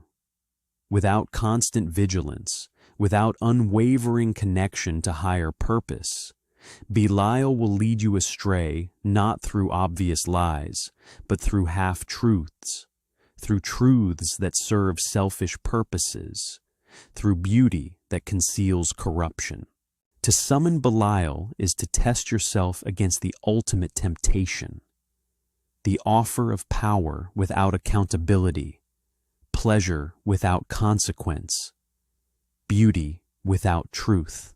To wear his seal is to walk the razor's edge between transformation and corruption, to hold the tension between what you desire and what you should become. And as Belial's beautiful and terrible presence withdraws, leaving you with questions that have no easy answers, a different kind of mystery manifests, one written in starlight and sacred geometry. The 69th spirit, Decarabia, the star and pentagram who knows the virtues of birds and stones. From the complex moral labyrinth of Belial, you emerge into something simpler yet profound. The wisdom of natural law made visible. Decarabia has arrived. The 69th spirit, a great Marquis, whose form itself is a teaching about the hidden order within apparent chaos. He appeareth in the form of a star in a pentagram, but after he will put on the image of a man. The star within the pentagram, the symbol of spirit governing matter, consciousness directing energy, will shaping reality. When Decarabia becomes human, he brings this sacred geometry with him, becoming a living mandala of cosmic order. His office is to discover the virtues of birds and precious stones. But this is not mere natural history. Decarabia reveals how consciousness manifests through all forms of life, how minerals hold memory, how birds carry messages between heaven and earth. He teaches the language of the natural world, the wisdom embedded in feather and crystal, wind and stone, and to make the similitude of all kinds of birds to fly before the exorcist, singing, This is his gift, the ability to show you the spiritual essence of natural forms, to reveal how consciousness expresses itself through infinite variations of beauty and purpose. The birds that fly before you are not illusions, but revelations. Each one a teacher, each song a lesson in the harmony between spirit and form. He governeth 30 legions of spirits. His legions are naturalists of the invisible, spirits who understand how consciousness works through mineral, plant, and animal kingdoms to create the vast symphony of existence. To summon Decarabia is to say, teach me to read the book of nature, to understand the language of stone and feather, to see the patterns that connect all living things. To wear his seal is to become a translator between worlds, someone who can read the signs written in cloud and crystal, someone who understands that every natural form is a letter in the alphabet of divine communication. And as Decarabia's pentagram dissolves back into the constellation of possibilities, you sense the approach of something swift and eager, a presence that moves at the speed of command and delivers results before you finish asking. The 70th spirit, Seer. The fleeting messenger who bends distance, obedience, and outcome. From the natural wisdom of Decarabia, you enter a realm where time and space bend to will, where distance becomes irrelevant and delay impossible. Seer has arrived. The 70th spirit, a mighty prince under a Maimon, and where others march or reveal or haunt, Seer delivers, faster than thought, cleaner than consequence. He appeareth in the form of a beautiful man, riding upon a winged horse. This is no beast of myth for show. The winged horse is a metaphor incarnate. Speed with grace, movement without hesitation. And the rider, beautiful, because Seer represents the effortless elegance of a wish fulfilled with no struggle, no delay. He is obedient to the exorcist. Let that sink in.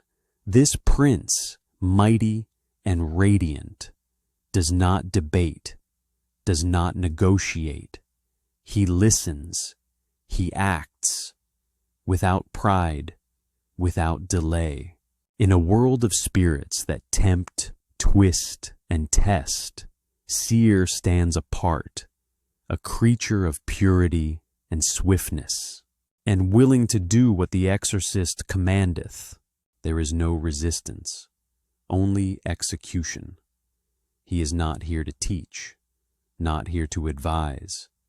He exists to move, and move he does. He can carry or pass over the earth at the speed of a moment. Imagine it. A thought forms, a word is spoken, and before your lips close, the task is already done. He travels not in time, but in intention. His domain is that liminal space between desire and manifestation. He skips the journey. He delivers the result. And he can do anything that is to be done quickly. Need a message sent across impossible boundaries? He delivers. Need a vision moved from dream to waking life? He transitions it. Need something removed, recovered, or rearranged? Seer accomplishes it before others even understand the question. He can cause all things to happen suddenly. This is not chaos. This is acceleration. To summon Seer is not to ask for favors. It is to issue declarations and see them obeyed. And he governeth 26 legions of spirits, 26 legions, not soldiers, but agents of execution. They are the breath behind sudden fortune the invisible wind that makes things just fall into place, the eerie timing that feels like fate, but was really seer. To summon seer is to whisper, I am done waiting. I am ready to move at the speed of command. To wear his seal is to bear the mark of one who understands that momentum is its own magic. And as the winged horse vanishes, leaving not a trace, just results, you barely have time to exhale. Because next comes a force that does not glide. He erupts, Dantalion, the manipulator of minds, the bearer of faces, the voice that echoes your own thoughts, before you've even thought them, the 71st spirit, Dantalion, the shadow of all thoughts, who wears 1,000 faces and knows what you feel. There are spirits of war, spirits of fire, spirits of seduction, wisdom, gold, and death. But then there is Dantalion, a spirit of the mind, not yours, everyone's. You don't feel him enter. You just become aware that your thoughts are no longer alone. The 71st spirit, a duke, mighty and noble, but his royalty is not worn on robes. It's hidden in the folds of identity. He appeareth in the form of a man with many countenances, all men and women, not one face, not two, but many. Every person you've ever met, every stranger you've walked past, every version of yourself you buried long ago. He is the reflection in a shattered mirror, and each piece knows you. Because Dantalion is not wearing masks. He is the mask. He hath a book in his right hand, not a weapon, not a chain, but a book. This is not a tome of spells. It is a ledger of the soul, a catalog of thoughts, desires, fears, and loves. And it is always open. His office is to teach all arts and sciences. Yes, knowledge, but not just information. He teaches what lies beneath the facts, the reasons why men chase power, why women hide pain behind brilliance, why kings fall in love with destruction. He teaches not what is true, but why it matters, and to declare the secret counsel of anyone. This is no parlor trick. Dantalion does not guess. He knows. The moment you stand before him, your thoughts become transparent. Your secrets unravel in his hands like threads, not to shame, but to understand. He knoweth the thoughts of all men and women, and can change them at his will. Yes, he can shift opinions. He can turn love into hatred, fear into courage, doubt into obsession. And he does not need to speak. He plants the suggestion in the soil of your mind and lets it bloom where no one can see. He can cause love to spring between those he chooses, but not through force, through alignment. He finds the unspoken connection and shines a light on it. A glance becomes electricity. A name becomes a heartbeat. To summon Dantalion is to say, I am willing to know, even the truths I avoid, even the thoughts I hide from myself. To wear his seal is to become someone who no longer fears manipulation, because you understand it. And when he departs, you're left not with silence, but with an echo. Your voice from somewhere deeper, asking questions you've never dared to answer. But there's no time for reflection, because the final spirit is waiting. Andromalius, the thief-catcher, the liar hunter, the one who brings everything full circle by making sure nothing stays hidden. The 72nd spirit, Andromalius, the hunter of thieves, the judge of lies, the hand that restores balance. You've wandered through temptation, power, prophecy, love, madness, silence, and flame. But here, at the end of the circle, you feel something else. Judgment. It's not loud. It's not cruel. It's not even angry, but it is unavoidable. This is the presence of Andromalius, the 72nd and final spirit listed in the Goetia, a mighty earl, not because of his wrath, but because of his uncompromising balance. He appeareth in the form of a man holding a serpent in his hand, not a sword, not a crown, a serpent. Why? Because the serpent is cunning. It winds through deception. It slips through the cracks. And yet, in Andromalius's hand, the serpent is tamed. Deceit itself becomes a tool of justice. His office is to bring back both a thief and the stolen goods. This is not metaphor. This is function. Summon Andromalius, and what was taken will return. The money, the object, the memory, the trust. But he doesn't stop there.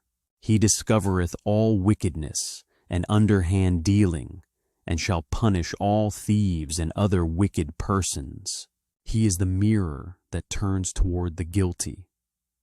He is the trap that no liar can see until it's too late. He is the reason wrongdoers begin to tremble before a word is spoken.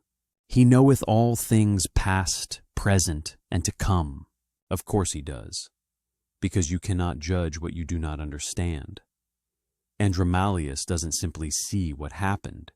He sees why, how, and who benefited. He is the invisible observer behind the curtain, the whisper in a thief's ear that says, "You were never hidden." He can discover all thefts and hidden treasures. Again, not just gold, but anything concealed with intention.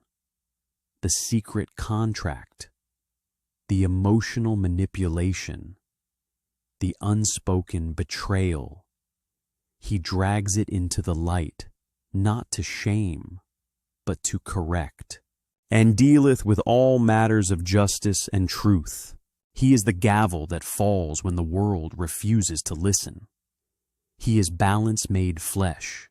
To summon Andromalius is to declare, "I have had enough of illusions.